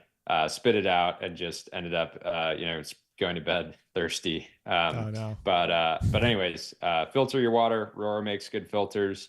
Highly recommend you check them out, and feel free to DM me if you have any questions on it. Fantastic. And I've had multiple calls now with Technology Brothers listeners where I popped into the call and they already had their Rora in the background. So very, very awesome moment. Thank you for the support. You love to see it. Well, we got some major personnel news in the world of AI. OpenAI co-founder John Schulman is joining Mira Murati's startup after a brief stint at Anthropic. The trade deals, it's like the NFL. The Holy Trinity right here. Yeah, the Holy Trinity. It really is like the NFL. I mean, these guys are bouncing around like crazy, and you never know if it's like oh, it's AI safety. It was too dangerous. They were just too reckless, or it was just like, I just didn't like working with those people, or I wasn't getting comped right, or some deal fell through. I wanted a different thing, or I wanted to be more product focused or more research focused. But everyone's excited about Mira. Look, I Former, mean, look at the pressure that Sam is under. Elon's attacking him. Two of his former co-founders, Ilya and Mira, both have competing startups. He's yep, competing with Anthropic, DeepSeek. yep, It's not so often that, I mean, it happens, right? Where you have a group of co-founders that build a big company and then one leaves and starts a competitor. But not in a while, and I certainly not in my memory can I think of a time when a relatively new company that was already a multi-billion-dollar company had two co-founders leave that each now have their own billion-dollar companies that are yep. generally competing for the same opportunities. I think Ilya was in the news today, this morning, that he's potentially raising new money at a $20 billion valuation. And so Let's go. people are clearly bullish on the OpenAI founding team. Yep. And this is a big win for Mira, because you could imagine that John could have gone to Ilya, Yep. to Ilya's company as well. And so anyways, this is just a great time to be in the technology temple that is our studio and my Yeah. remote studio. I love It's fantastically dramatic. The weird thing that I never understood was like these departures are always framed as like indictments of OpenAI, and yet it's like, okay, so you guys all don't like OpenAI, but you also don't like each other, because otherwise you'd all just start a company together, and you all started separate companies. And so clearly, like, the infighting at these companies is just crazy in many ways, that we like the internal politics are much more complex than just like, oh, there's two sides to this issue. Because like, why aren't Mira and Ilya working together? Why did John Schulman leave Anthropic? You would think that there would just be like the OpenAI and the anti-OpenAI. But instead, it's like there's the anti-OpenAI, and then there's a different one, and this one's more about safety, and this one's more about this and product and stuff. But either way, it's going to mean a lot of great AI products, and I'm excited to try them all, and let's see what happens. Yeah, it's really a crazy time. I mean, when the pitch with AI right now, the reason to invest in a pre-revenue company at a $20 billion valuation is presumably because there's trillions of dollars on the line. Yep. And so that's causing, individuals to say, hey, I could go join this company, I could go on a vacation, or I could raise a $1 on $5 billion pre-seed round. And that's pretty sweet. Let's go. And so I think there's actually somebody else that's joining Mira's company. I know Dylan Patel was tweeting about this, saying that he was very excited about the startup and thought that the talent aggregation was very impressive. Still, I'm just mostly excited to see, like, how is the product going to take shape or be different? Obviously, there's a lot of difference. There's already fragmentation at the model layer. Obviously, we see that within OpenAI's model dropdowns. There's reasoning models. There's web searching models. There's AI models, code models. And so using OpenAI right now is like opening up, a drawer in your desk that you just use to just jam a bunch of old papers in, and you're trying to look for one, and you're like, sometimes you want to just give up and slam the door back shut. But that's easier to figure out how to name your products than I was thinking about how messy the naming scheme is, and I was like, this is bad, but at the same time, I think it could be worse, honestly, if they tried to give them all like cutesy branded names. Like, imagine if it was just like apple, pear, banana, like sprinkles, like ice cream. Yeah, and you'd be like, which one's which? At least I know, like 01, 03, like 03 is a bigger number, therefore it's better. And I can at least click on that one. And I'm sure OpenAI's plan internally is you won't pick the model yourself. You'll ask you'll tell it to help you with something, and it will just route it to the best model based on the ask. And so, maybe it's like, very temporary. Yeah, it seems very solvable. That doesn't seem like an intractable problem whatsoever. Anyway. All right, we got some questions in the chat. Let's go through them. What you got for me? Elliot asked, can you guys go over Caterpillar earnings? That's a good question. I know nothing about Caterpillar's business, but I love the products that they make. Every time I drive by one with my son, he calls it out. So maybe we should do Caterpillar earnings. I love that idea. Ben, can you drop that in the group chat for for deep dives, Maybe we'll do actually, Caterpillar. I would love to figure out how Caterpillar's benefiting from all the AI capex, because you could Yeah. imagine if you have, hundreds of billions of new data centers that need to get built, like that's potentially, a big growth channel. So great call out, Elliot. We'll look into it, and if it's relevant, Yeah, that'd be we'll great. definitely cover it. Amit says, when's the Anduril IPO? I don't think we can.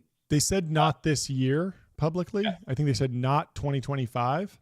But I'm sure there'll be plenty of exciting news between now and then. Stay tuned. Yeah. And we promoted an Anduril job posting yesterday. So, if you want exposure pre-IPO, you got to put in the work. You got to just go to work there. The underrated way to get allocation into these companies is just go in and exercise your options immediately. Yeah. No, it is probably easier right now to get a job at Anduril than buy Anduril secondary. I was scrolling their jobs page. They have like 1,000 jobs up. It's crazy how many jobs they had. I thought it would be like a quick scroll. It was like pages and pages and pages of jobs. Yeah. So get on your grind, polish up that LinkedIn, polish up that resume, start being a reply guy to every employee. In your cover letter, tell them the Technology Brothers sent you. Exactly. Another question from FSFSFFRF, which I presumably was he just slammed it in there to try to get a username going. He says, "Is this live?" And the answer is yes. We're speaking to you live now. There's maybe a 5-second delay, but very live. We got another question from 5523. What are your thoughts on the UK's prospects for the future tech-wise? That's a better question for Harry Stebbings. He's on a mission to make Europe great again. I saw him wearing a shirt that looked that had that on it. I can't really speak too clearly. I mean, I think that Europe has a lot of issues around tech regulation right now. I think part of the reason that the Figma deal didn't go through was they were facing pressure from European regulators, even though Adobe and Figma are both US companies. They seem to have a number of issues. Looking at the data, there's maybe only a small handful of companies that have been started in Europe in the last 50 years that are in the top 100 biggest companies in Europe. And so that just tells you that it's a tough environment to innovate in and create companies from 0 to 1. And so there's been some successes. The standout successes are the neobanks. I forget the name of the one that has done well over there. But overall, and the other thing is Andreessen actually had made a big push into London around crypto, because London was historically a global sort of financial center, still is. And the UK government was making a push to create more friendly regulations around crypto, and Andreessen opened an office over there for that. But overall, I would say that if you want to build a high growth tech company and have the best chances of success, you're still better off, moving to America or the Bay. Yeah, if you look at some historical data, I think from the top 20 largest companies by market cap, 100% of them have been created in US and China. Yeah. And I think it's like 80-20 US. And so unfortunately Europe's it's just not in the conversation. Yeah. You can certainly do entrepreneurship there and start companies, but in terms of these generational world-changing power law companies, they just aren't coming from anywhere but the US and China. Yeah. Even China is making it difficult by in many investment structures, the founders have to basically put their house on the line, where if the company doesn't work out, the investors can claw back. Yeah. And I mean, you can actually just go to Silicon Valley and start a company, raise money and grow and become an American citizen. This is a thing you can do. You just can't do that in China. There's never been a Chinese company that was not founded by a Chinese national. Yeah. It's just impossible. Last question for now, and then I got a question for you, John, also from FSFS. Is Technology Brothers a VC firm? Great question. We are not. We are the #1 daily show in tech. John and I do invest, though. I've invested in 50 plus private companies. They're on my website, plus a number that haven't been listed yet. And John's done a lot. And John also is an employee of Founders Fund, which is a small boutique venture capital firm based here in the United States. So last question. This is for you, John. What's your sleep score? Yeah. heard you had a rough night, but I got to put you in the spotlight. I don't have my 8 sleep right now, and it's a real tragedy. Got to start traveling with it. Just take it on the road. But what do you got? So Thursday was fantastic. I was at 96, 100% quality, little low on the routine, but last night was rough. 90% quality for a final sleep score of 84. It's good, but it could be better. I'm trying to get to 100% every single day. It's good. It's probably better than the Doge team, which probably put up like 3 hours last night, and on the pods, but probably still not putting up big numbers on the sleep score side. But the experience has been fantastic. I've been super enjoying it. My wife's been loving it. It's just been amazing overall, and I can't say enough good things about it. I've really been loving it. Awesome. All right, well, let's back to the timeline. Get back into the timeline. We had a post from Will Manitis, friend of the show. Underrated how much of the success of early stage companies are determined by vibes and not fundamentals. Better vibes mean people will give you cheaper capital, work harder for less money, give your product the benefit of the doubt. Once the vibes go negative, I'm not sure we actually have the full quote. I'm assuming here. It says, you are done. And then Lulu quotes it. This is timely because so yesterday, Avi from Friend hosted a space because one of his competitors had a co-founder leave. And usually when a co-founder leaves early, people don't tend to jump off rocket ships. Yep. And so a lot of people are looking at that overall and saying, hey, there's probably problems internally, or maybe the product's not doing as well as they hoped. And so Avi and knows how to get attention. He immediately jumped on and hosted basically a space to kind of I listened for like 2 seconds, but imagine it was a little bit of dancing on their grave. But yeah, I think Lulu's been like, this is a part of her whole strategy with her firm is and so she's adding to this. She said, people think the purpose of comms is to release news, and it is, but primarily it's for setting the vibes. And so I think that's very well said. It's really difficult to do. A lot of people associate vibes with taste because you have to have good taste to be able to consistently put out ideas and visuals and product releases and know how to leverage news and sort of make the story about yourself in some way. And so it's very difficult to do, but it does give you a massive advantage. I experienced this with my last company. I would have people DM me that were incredibly talented. And like Dylan is a good example, who led our marketing and partnerships effort. He was at a bunch of great companies. He was very early at HQ Trivia, helped blow them up, then was at Postmates. And he reached out to me and said, hey, I want to talk. I haven't seen vibes like this since early HQ Trivia days. And then I pretty much immediately, gave him an offer to join, and he's still like a super close friend, and went on to build a crypto company called Crypto the Game and sold it. And so somebody like that, he explicitly came because he was just like, the vibes are good, I want to be a part of this. And so it's both Lulu and Will are very correct here. Yeah. And also, I mean, the important thing here is the early stage companies.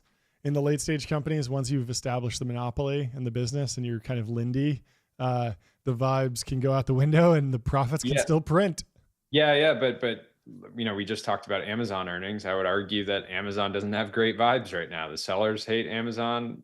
Users aren't excited about it. Like, but the stock's up 40% is what I'm saying. But I'm saying, I agree with you, but it just matters a lot less. It matters less. Yeah, it matters less. It matters so much in the early stage. That's and like Salesforce, really get right. Salesforce has terrible vibes for our corner of X, but people like to go to their conferences and like listen to pop music, Yep. Let's go to Grant. He says, as a rule of thumb, you should spend more time writing the prompt than it takes the LLM/agent to do it. I think that's a really good tip.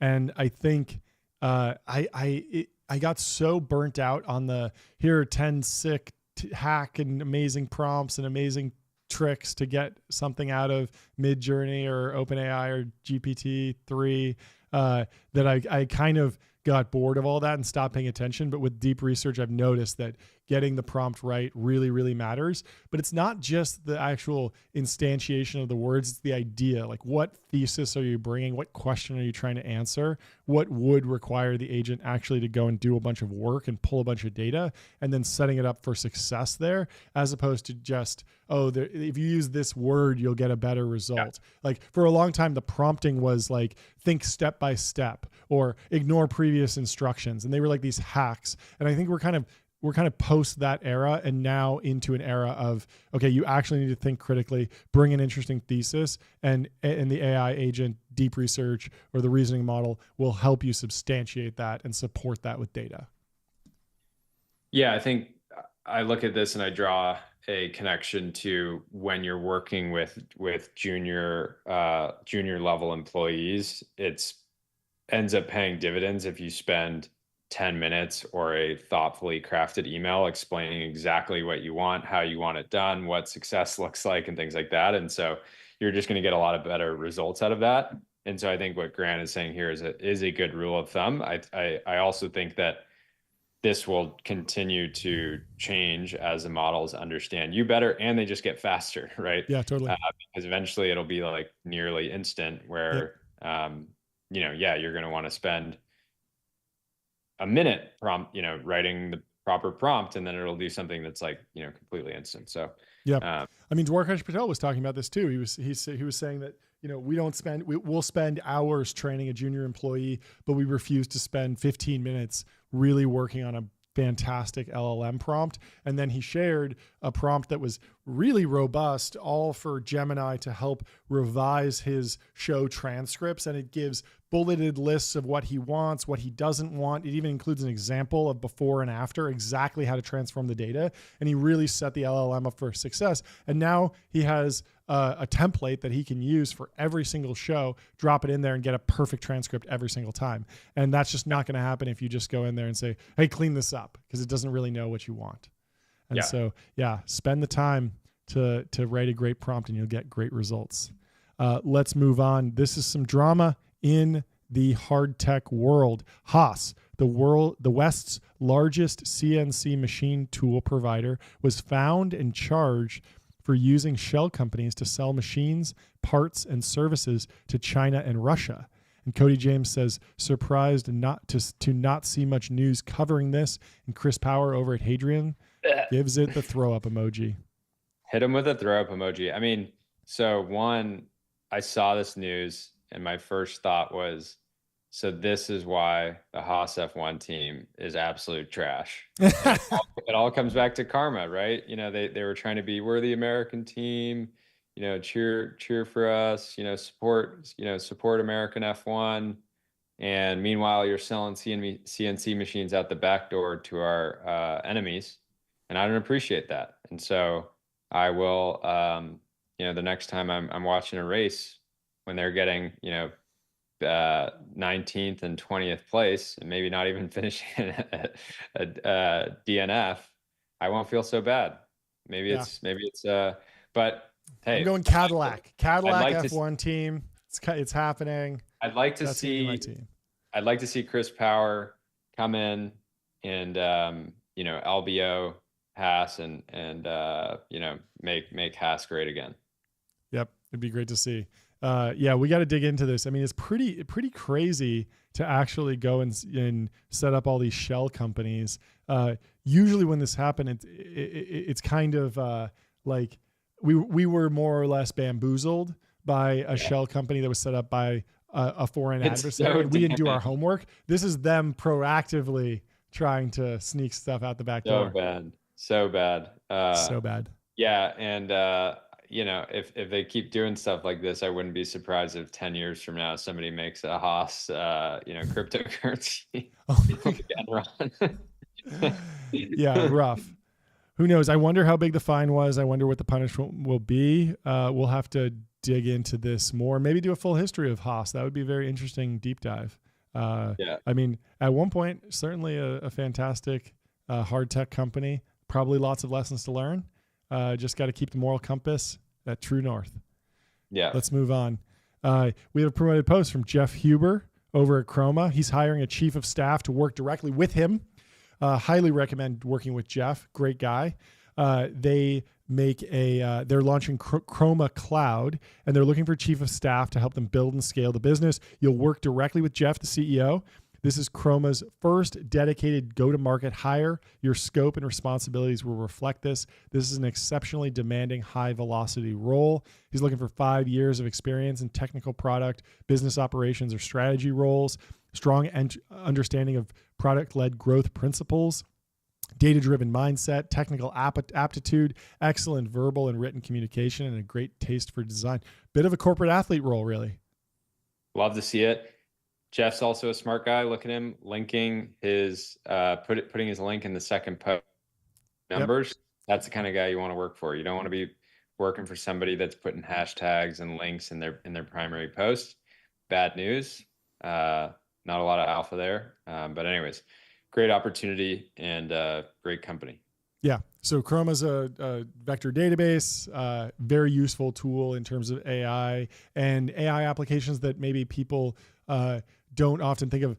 The really cool application that I was hearing about was the ability to just stuff a huge transcript or huge document into Chroma and then run vector similarity with other documents. So you can imagine there was a founder that was using this in a dating app. They have a huge intake form where they ask you all sorts of questions about what you're looking for, and then they can actually search over all that text for someone across the network who might be a good match, instead of just trying to match you based on height and whatever other hard-coded metrics you code in. They can actually really understand the responses, who you are as a person, what you're interested in, your writing style, and then match you across that. And that's something that can happen in a RAG, retrieval augmented generation context very easily. And so Chroma's been on a tear. They raised a bunch of money, and Jeff's an absolute dog. So I recommend hitting him up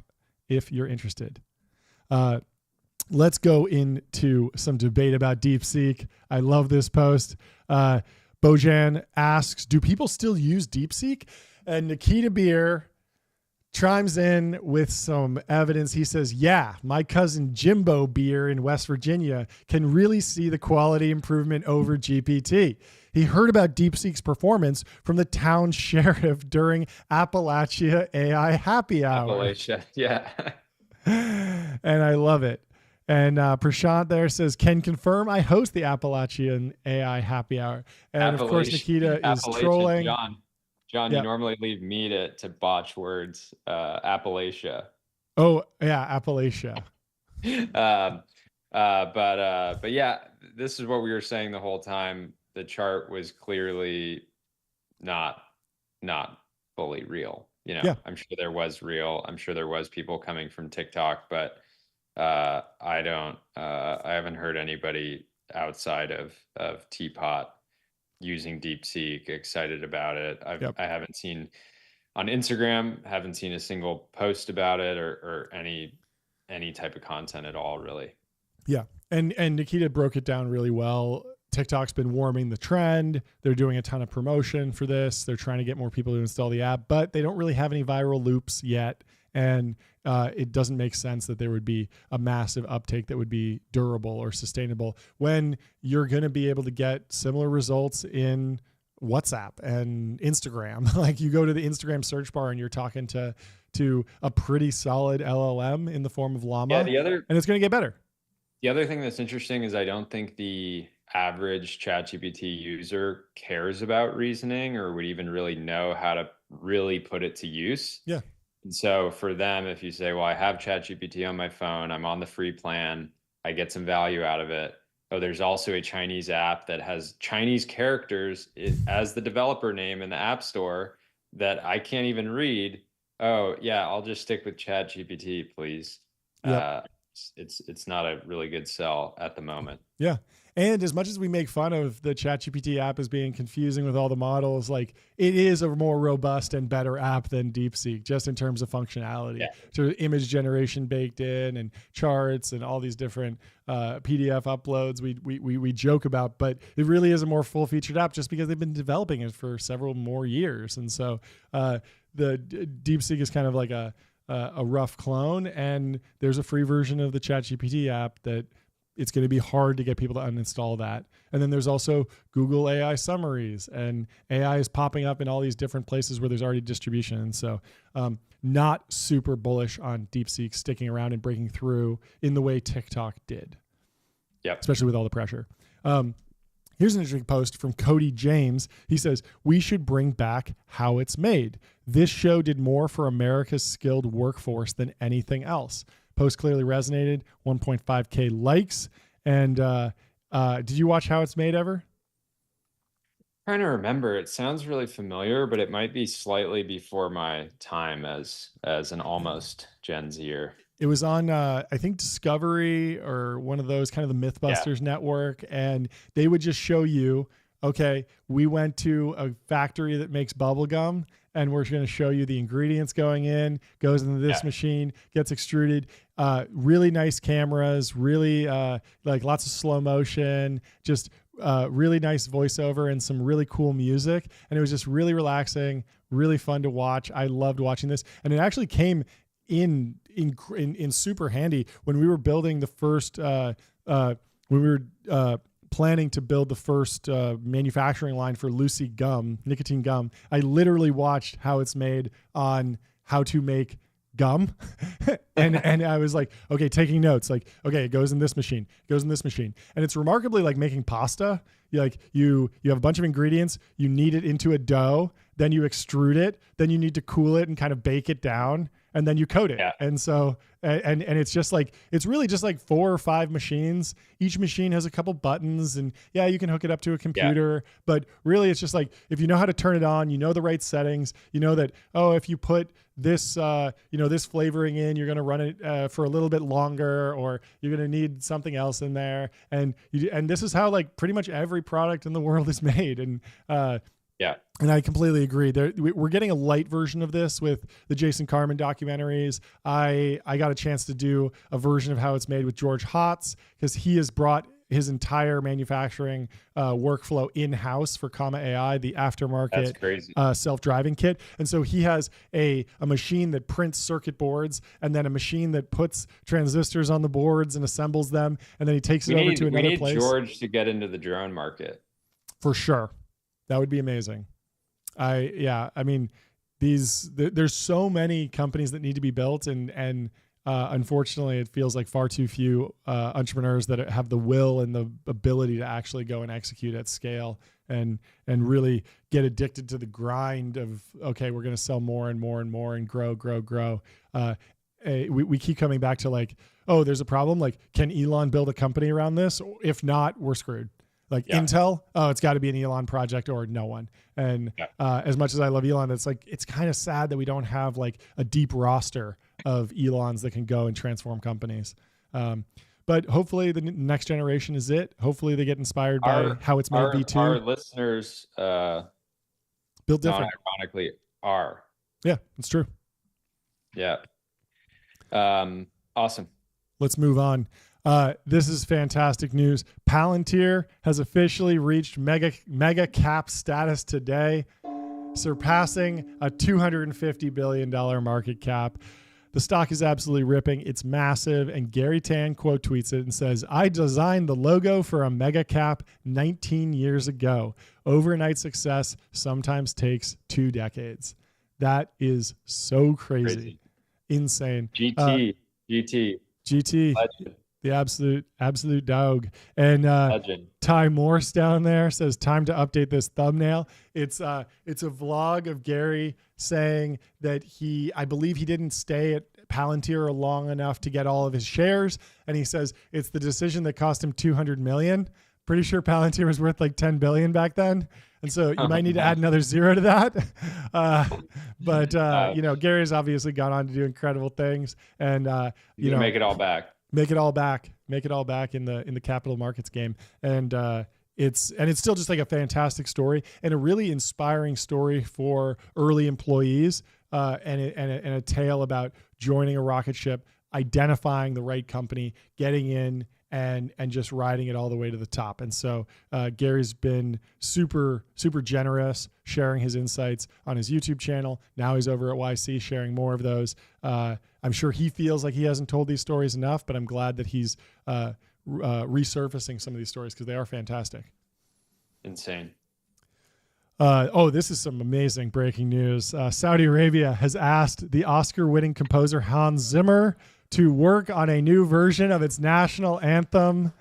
I am so excited about this. This is just incredible. It only happens in Saudi Arabia, and I love that they're just like, yeah, we need a V2.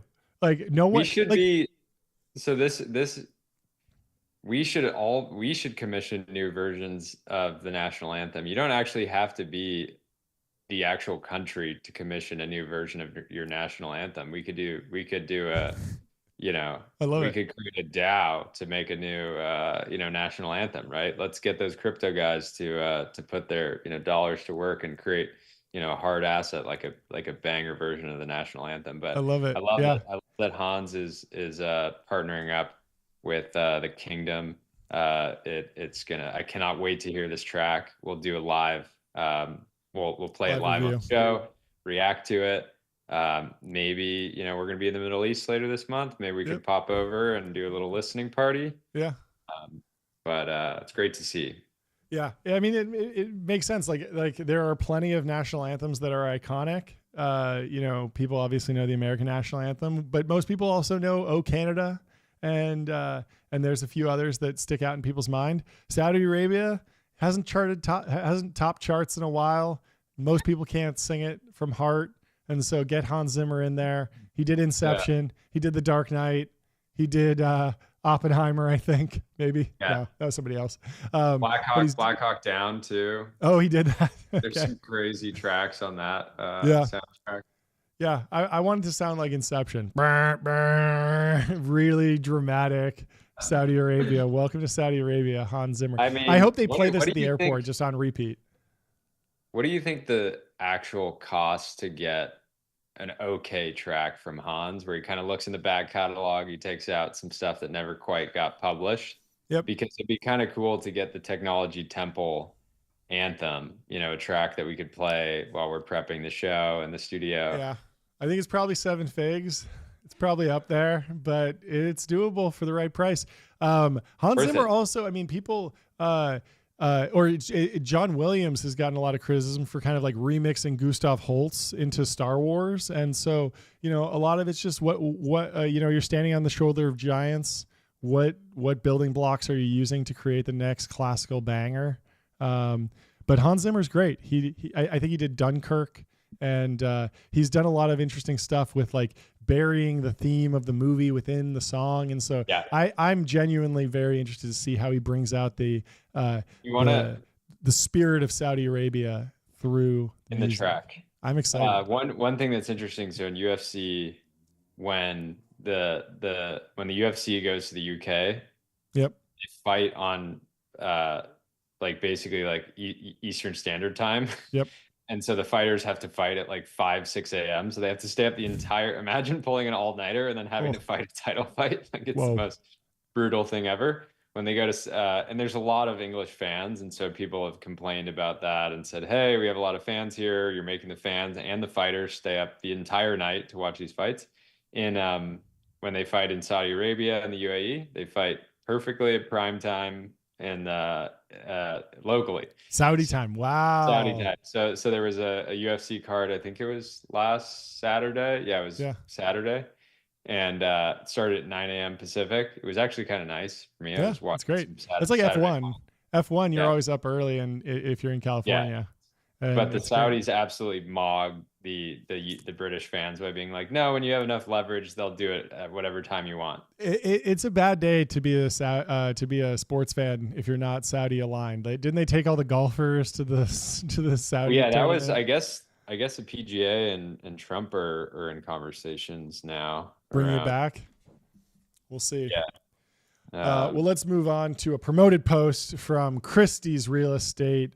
There's a breathtaking country chateau near Brantôme set on 134 acres of tranquil parkland and forest. This would be a great pickup for anyone in the audience who's looking for a chateau. I really liked it because it has a lot of versatility. You can see massive turrets, multiple stories, looks like a castle, and it has a pool. Great turrets on this one. I mean, not enough people take into account how many turrets they have when they're shopping for a home, and it's just such a amazing feature. One concern I have now, even talking about this, is that our friends over at Wander, Kyle and John, they listen to the show, and I'm guessing that they're listening live, and I'm guessing that they're bidding on this already. And so, if you're not listening to the show live, good luck picking this thing up, because the Wander guys are on a mission to get the best vacation rentals across the entire world in every single market. So yeah, so let's move through to the next slide. We got some close-ups of the turrets. We got the pool, and you go inside, and it's just loud opulence everywhere you look. Amazing. And it looks like it could use a little bit of look at this fireplace. Up, a little bit of a, maybe not a remodel, but a sort of refurbishment. But I think you throw an 8-sleep on the floor and you're good. What else do you need? Yeah. There you go. All you need is an 8-sleep and a dream. In your Renaissance castle. Great place for offsites. Great place to have the whole crew while you're building the startup. Get a chateau. The country chateau. So yeah, if you're looking for a chateau, go to Christie's Real Estate. Tell them the Technology Brothers sent you. And then, while you're not there, throw it on Wander. Make it a little couple extra bucks. There you go. That's the real play. Yeah. All right, I threw this in. Okay. I'm tearing up right now. Okay, break it. Oh yeah, this is rough. So, anyways, so the news is that every Quicksilver, Billabong, and Volcom store in the United States will close, and it's very sad. We had a Quicksilver in Malibu that shut down, and if you're a surf apparel store and you can't stay in business on PCH in Malibu, that just says that there's so little demand for surf apparel now. And so, to give some backstory, because I don't think I've talked about it on the show, I grew up an avid surfer in California, went to UCSB because the surf was good to be on the surf team, and so I competed on the team, and I actually worked at a surf store in high school, and even then I could tell that surf culture was fading quickly from relevancy. It used to be that young kids in Ohio wanted to wear surf apparel because surfing was cool, and then skateboarding really rug pulled surfing. That became more of the sort of dominant culture, at least in apparel, and then streetwear was really the death knell for the surf apparel industry, because kids now want to wear Bape and Supreme and Nike and things like that. And so, anyways, the surf apparel industry is in a rough spot. I mean, I'm sure the brands will survive. It's just more so athleisure is the other big trend, right? So dads might have been wearing Quicksilver shorts and shirts, and now they're wearing Lululemon or what's the other one that I don't wear athleisure, so I can't even think of it. But Vori is the other one. Yeah, those brands just really dominate that. I mean, there's a beautiful Hawaiian shirt right there in that image. Palmer Luckey should pick this up. It can be his next mod retro. Yeah, he should pick up Quicksilver, Billabong, and Volcom, turn them around, just start printing, make it great. Yeah. I'd love to see it. Yeah, and it's this. I've talked about this on the show before. My roommate in college, Pierce, incredible surfer, easily could have gone pro, but his parents forced him to get an education and go to high school and college. But I swear he now is able. He's in real estate. He's able to work all over the world. So he's constantly surfing in different places while having a real career, and so he's getting the last laugh as the sort of surf industry collapses, and a lot of the salaries that were paid to surfers historically for endorsement deals have dried up. And so anyways, sad moment, but I think a lot of people saw it coming. Pour one out. Art Pleb says, pouring one out for my 7th grade wardrobe. And Josh Steinman says, Jinko. Let's go to Catherine Boyle. She says, it's crazy how good the internet is right now. Best season ever. And Carter says, X is the movie theater. Couldn't agree more. Having tons of fun on the timeline. Never a dull moment. And there's a lack of content for our show. Yeah, I swear we've had consistently a new current thing every 48 hours this year, and it's fantastic. I mean, part of that is the Trump effect. Yep. In 2016, I was in college. Was like working my business. I just kind of like tuned out a lot of that stuff. But this is exactly what happened back then, where every single day he just sort of dominates mindshare in the news cycle. And it's been interesting now having JD there and Doge and some of these like bigger initiatives that, and having that you have the AI activity as well. It's just kind of creating this sort of vortex, this attention vortex. And I think many people are saying it's just going to keep accelerating. I completely agree. Let's go to Brandon Jacoby over at X. Jacoby, he's on the timeline. He says, I can't say why exactly, but I need you to like this post.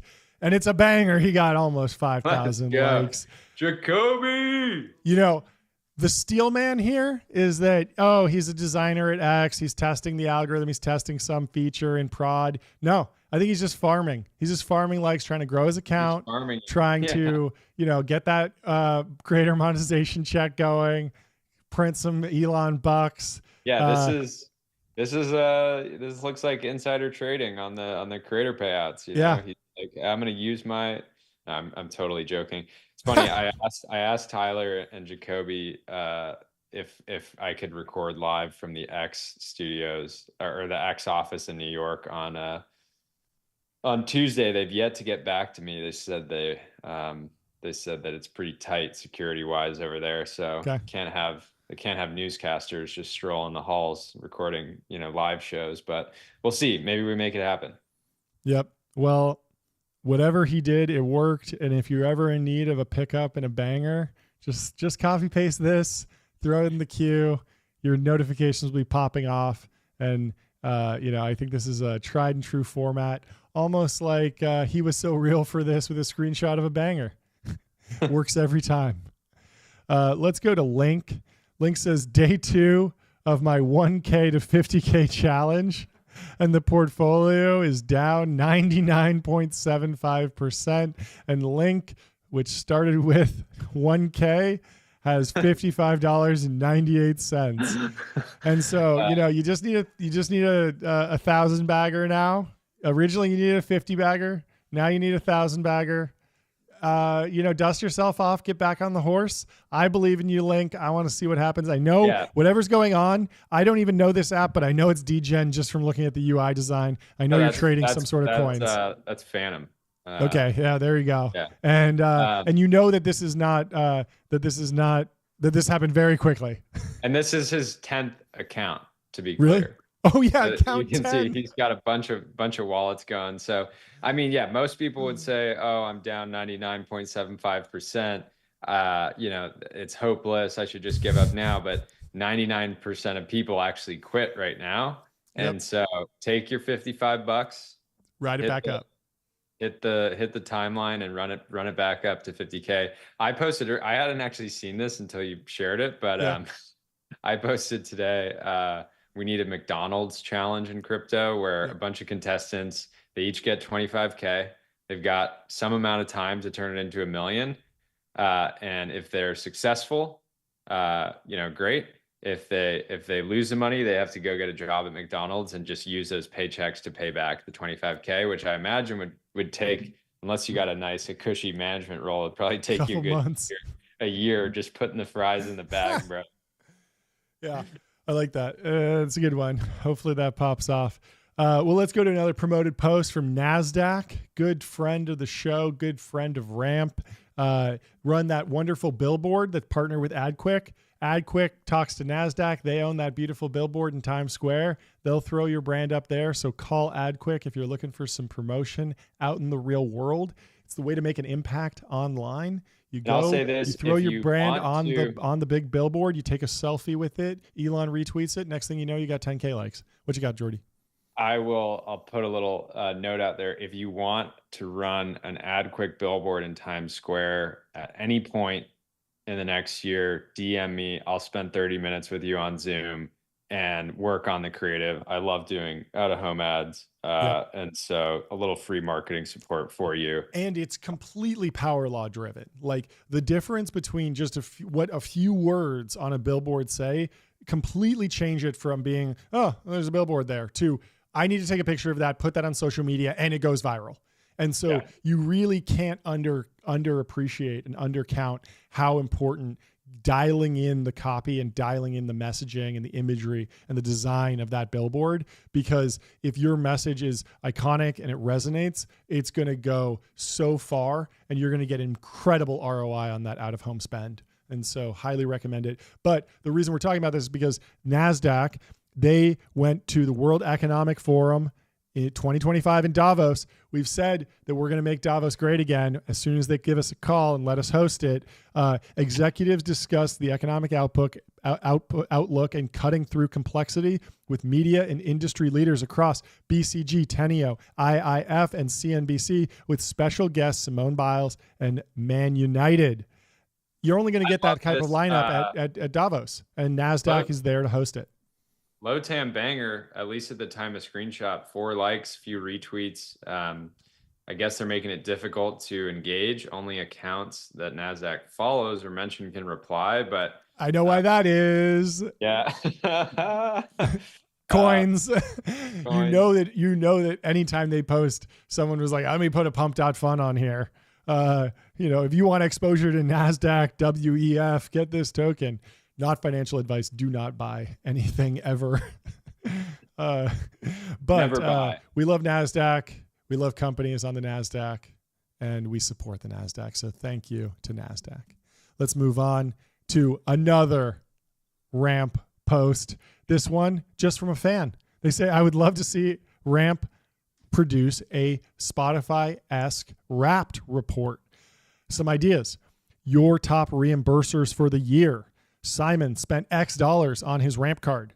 The engineers expensed X dollars on Postmates. I think this is a great idea, not just to go viral, but actually to understand how the money's flowing around your business. A lot of times when you close the books, what you're doing, digging into below like different cost line items on the P&L, it's to find weird things that are happening. And a Wrapped type product would be a great user experience to make it actually fun to dig into the different parts of your business and understand, what's really driving revenue growth? Where's our marketing spend going? Where are we spending too much on travel and entertainment or, office supplies? Any of that stuff could be really well surfaced through AI, through even just normal algorithms, just figuring out what's going on, showing me a couple trends, but just surface this, Ramp is, I like to think of it as machine god in your CFO's Chrome tab.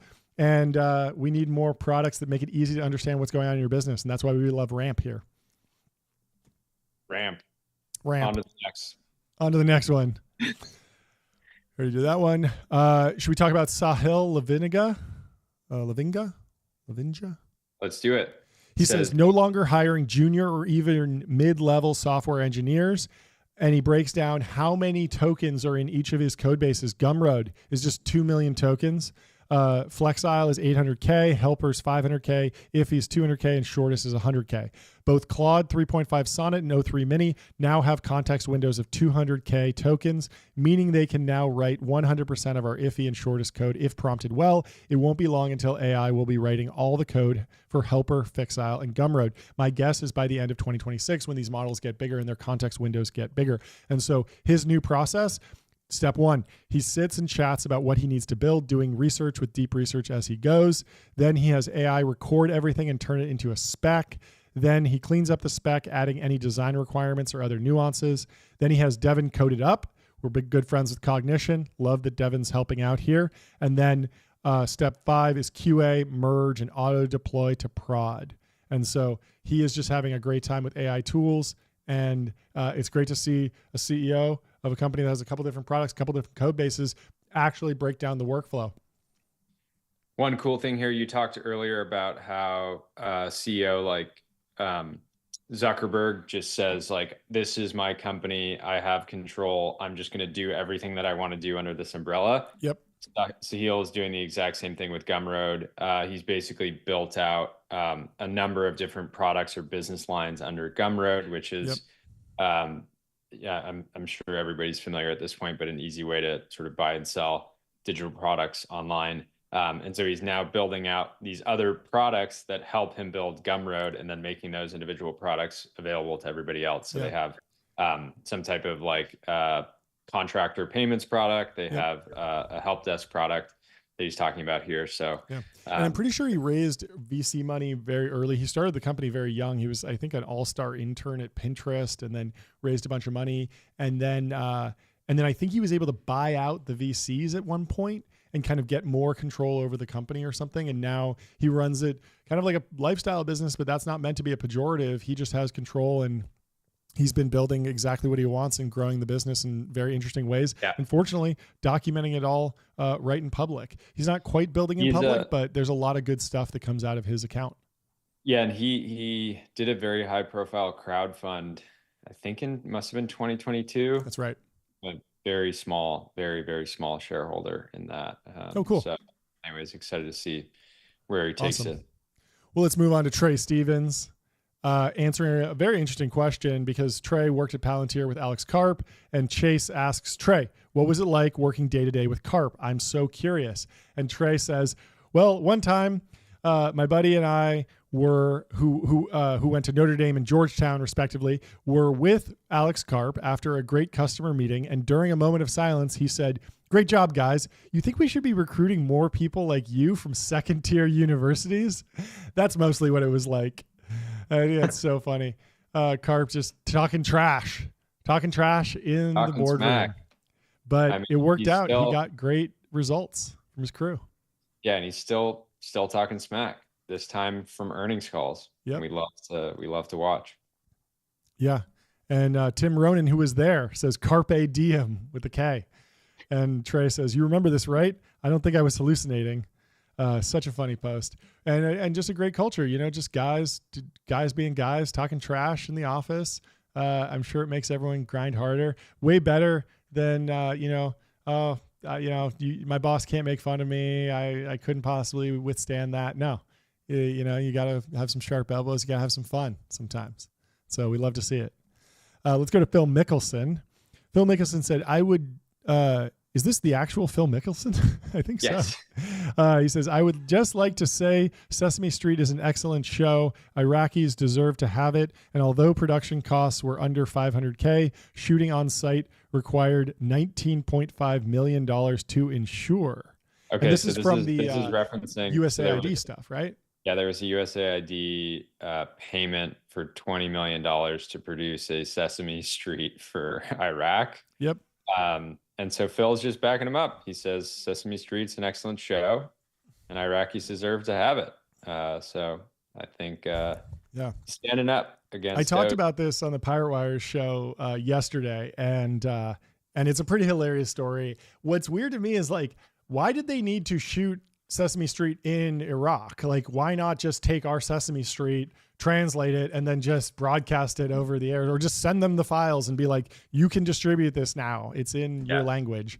Instead, they had to localize it and shoot it there on site, which is crazy to me. I like how he follows this up and says, because sarcasm is just completely lost on X. If you ever post something sarcastic, you'll understand. But Phil replies, I'm curious how many people will think I'm serious. And then he replies again, turns out quite a few. Yep. Wild story, but you love to see Phil Mickelson on the timeline dipping back in. Not your typical teapot poster, but still got it. Got some good humor. Still got fun. Wading into it. Let's go to Cointelegraph. Just in, Pump.Fun hit with a cease and desist from Berwick Law, ordered to remove 200 plus IP infringing meme coins. And, I don't know, we could be a plaintiff in this case. Someone made a Pump.Fun meme coin all about us, trying to steal our idea and our branding. Well, yeah, to be clear, they made a coin. We had talked about LVMH being a good proxy for TV, because we think a lot of people in tech are going to be big LVMH buyers in the future. Yep. And it was said purely for entertainment, but somebody turned it into a meme coin. And then in the description on Pumped Up Fun was saying that it was affiliated with us, which it clearly was not. But the funny thing about this post is that you can't just remove tokens from the blockchain. I guess Pump Fun could stop showing tokens that have IP infringement. Yeah, they can block them at the Web 2 layer, but not at the Web 3 layer. Yeah, the tokens are still going to be there, still able to be traded. Yeah. And it's just one of those things that companies have to. I mean, the NFT marketplaces went through the same thing where there were, really crazy IP infringing NFTs, and some were very offensive. And there were a lot of NSFW NFTs and a lot of spam NFTs. And so OpenSea and the other marketplaces created essentially views and filters on top of people's wallets to only show certain products, and then obviously only highlight certain products in the store.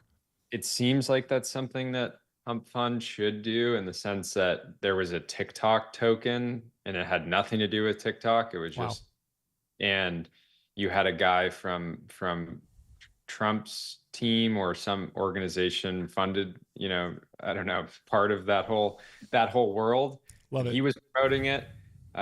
So I think that there is a real risk for consumers to, think that it's somehow associated with TikTok and maybe they're buying it. But that being said, people need to do their own research and think, hey, is a Chinese company that's under immense scrutiny right now in the US launching a crypto token, even though they make billions of dollars a year? Probably not.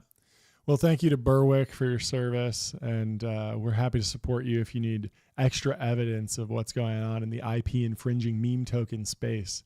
We will be on the witness stand. We'll call up Bernard Arnault. Yeah, get him in there. At it together, Yeah, no, I would be happy to take the stand next to Bernard in defense of valuable intellectual property. Let's go back to GT, the man, the myth, the legend, the president of Y Combinator, Gary Tan.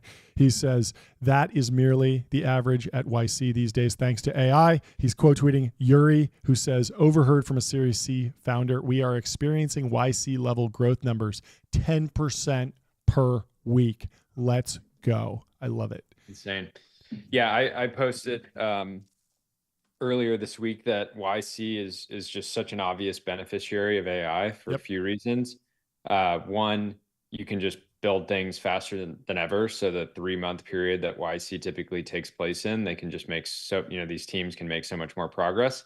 2, teams need to hire less people because they can use AI to just be way more efficient. And then 3, these companies are, so I'm going to give you 4 actually, but one is that the potential applicant pool has exploded so much because people that didn't think of themselves as developers can now develop software. Yeah. And then the last being that now that it's cheaper to build software, we're going to want more of it. So I talked to a team yesterday that's doing something in sort of retail, more consumer packaged goods, and they're building software as part of their business because they now can do something with one engineer that would have taken them, a pretty significant team historically. So very cool to see.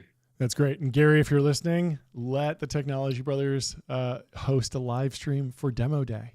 We want to review all the startups, pump them all.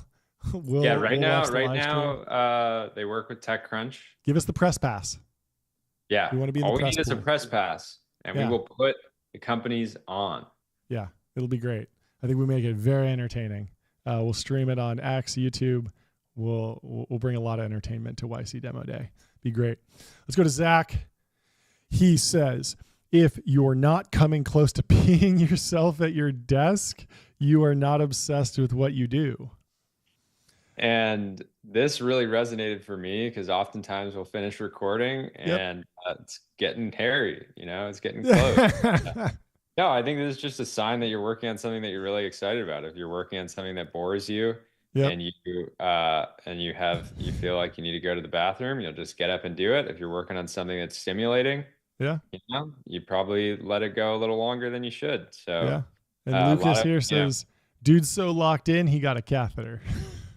Yeah. And Zach said he'd consider it. Yeah, the dude is the definition of locked in. Yeah, I wouldn't be surprised if some of the Doge boys got catheters in so they can just stay in front of the computer, you know. The grind never stops. The grind never slops either.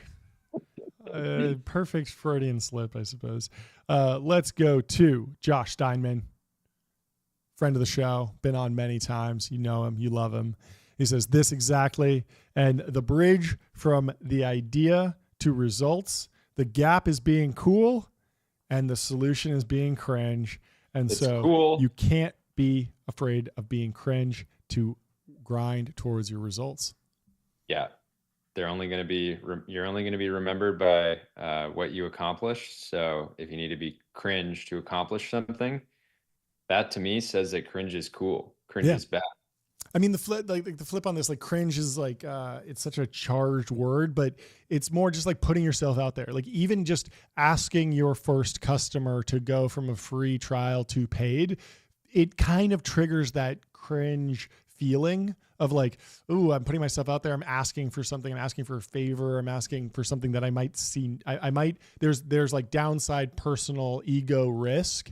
And so I think that's really the abstraction layer here of even just telling your family, I'm going to start a company and I've never started a company before. That is in many ways, in some circles, like cringe. Like, why don't you go be a lawyer? Why don't you go be a doctor? And you have to be willing to put yourself out there and take that ego risk. And that's what cringe is. It's not necessarily actually just like, when people think cringe, they think like posting slop threads on X. That is cringe, but that's not what we're talking about here. I think you nailed it. You have to be willing to be successful. You have to take ego risk all day long for years, right? Yes. And even a very small example is us transitioning from a recorded show to a live show. It was a bit of a hurdle. Suddenly, everything we say is immediately, public. Thankfully, we never talk about politics or social issues, just purely about business. It makes it a little bit easier, but yeah, you got to be willing to be cringe. And Steinman, even, he's notorious for posting the same idea over and over and over. And a lot of people would say, well, it's cringe to say the same thing over and over, but he made it part of his brand. And I actually think it's cool now because he's just saying these ideas are important to me. I'm just going to keep posting through it. So yeah, he's gotten results. The man has gotten results. It's fantastic. We got a couple more posts in the timeline. We got 5 more minutes. LM over at Kleiner Perkins, one of the Holy Trinity firms in the Valley, says product exec at startup. In response to code gen tools, I told my PMs we are done with specs or PRDs, prototypes only. And so you're on notice, PMs. If you're not building prototypes, you're not going to be working for this product exec at this particular startup, even though it's anonymized. But interesting, makes sense.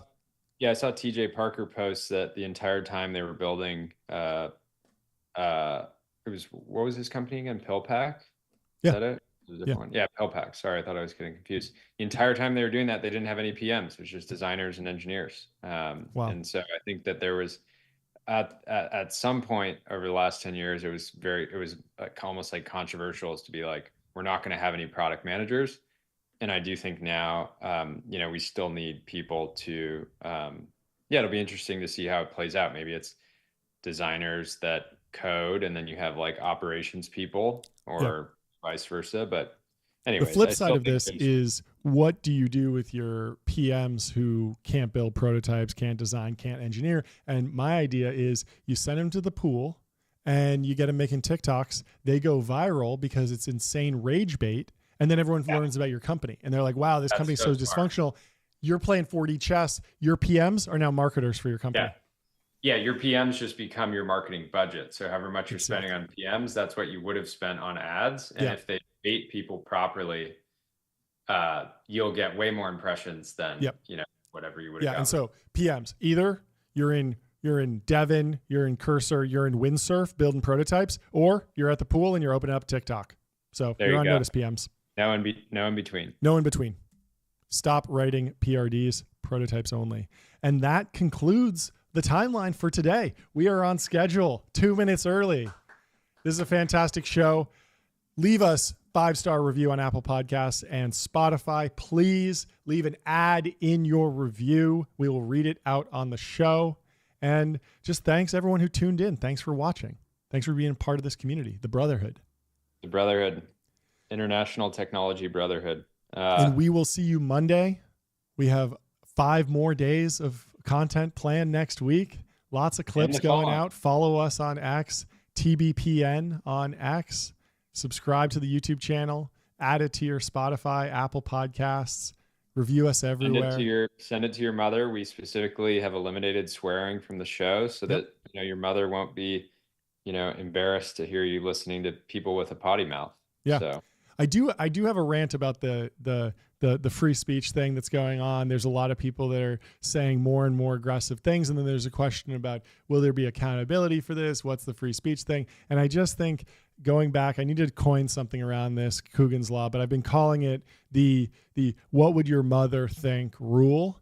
And I think that in the age of truly free speech, you're not going to be, this is America, this isn't Europe, you're not going to be put in prison for your speech. And also the platforms are extremely forgiving. There's very little censorship now. You might get community noted, but you can kind of say whatever you want. And so it's incumbent upon you as an individual and as an upstanding member of society to not police yourself, but just act with honor. And the heuristic that I think serves us best is, what would your mother think? What would your mother say? And so that applies to the language that you use, to the ideas that you espouse. And just if you're being a nasty, vitriolic person and your mother wouldn't approve of that, maybe you shouldn't do that at all. Maybe you should be going golden retriever mode and trying to be friendlier. And so that's how I'll end the show. Well said. Thanks everyone for watching. Thank you. We'll see you Monday. Cheers. Bye.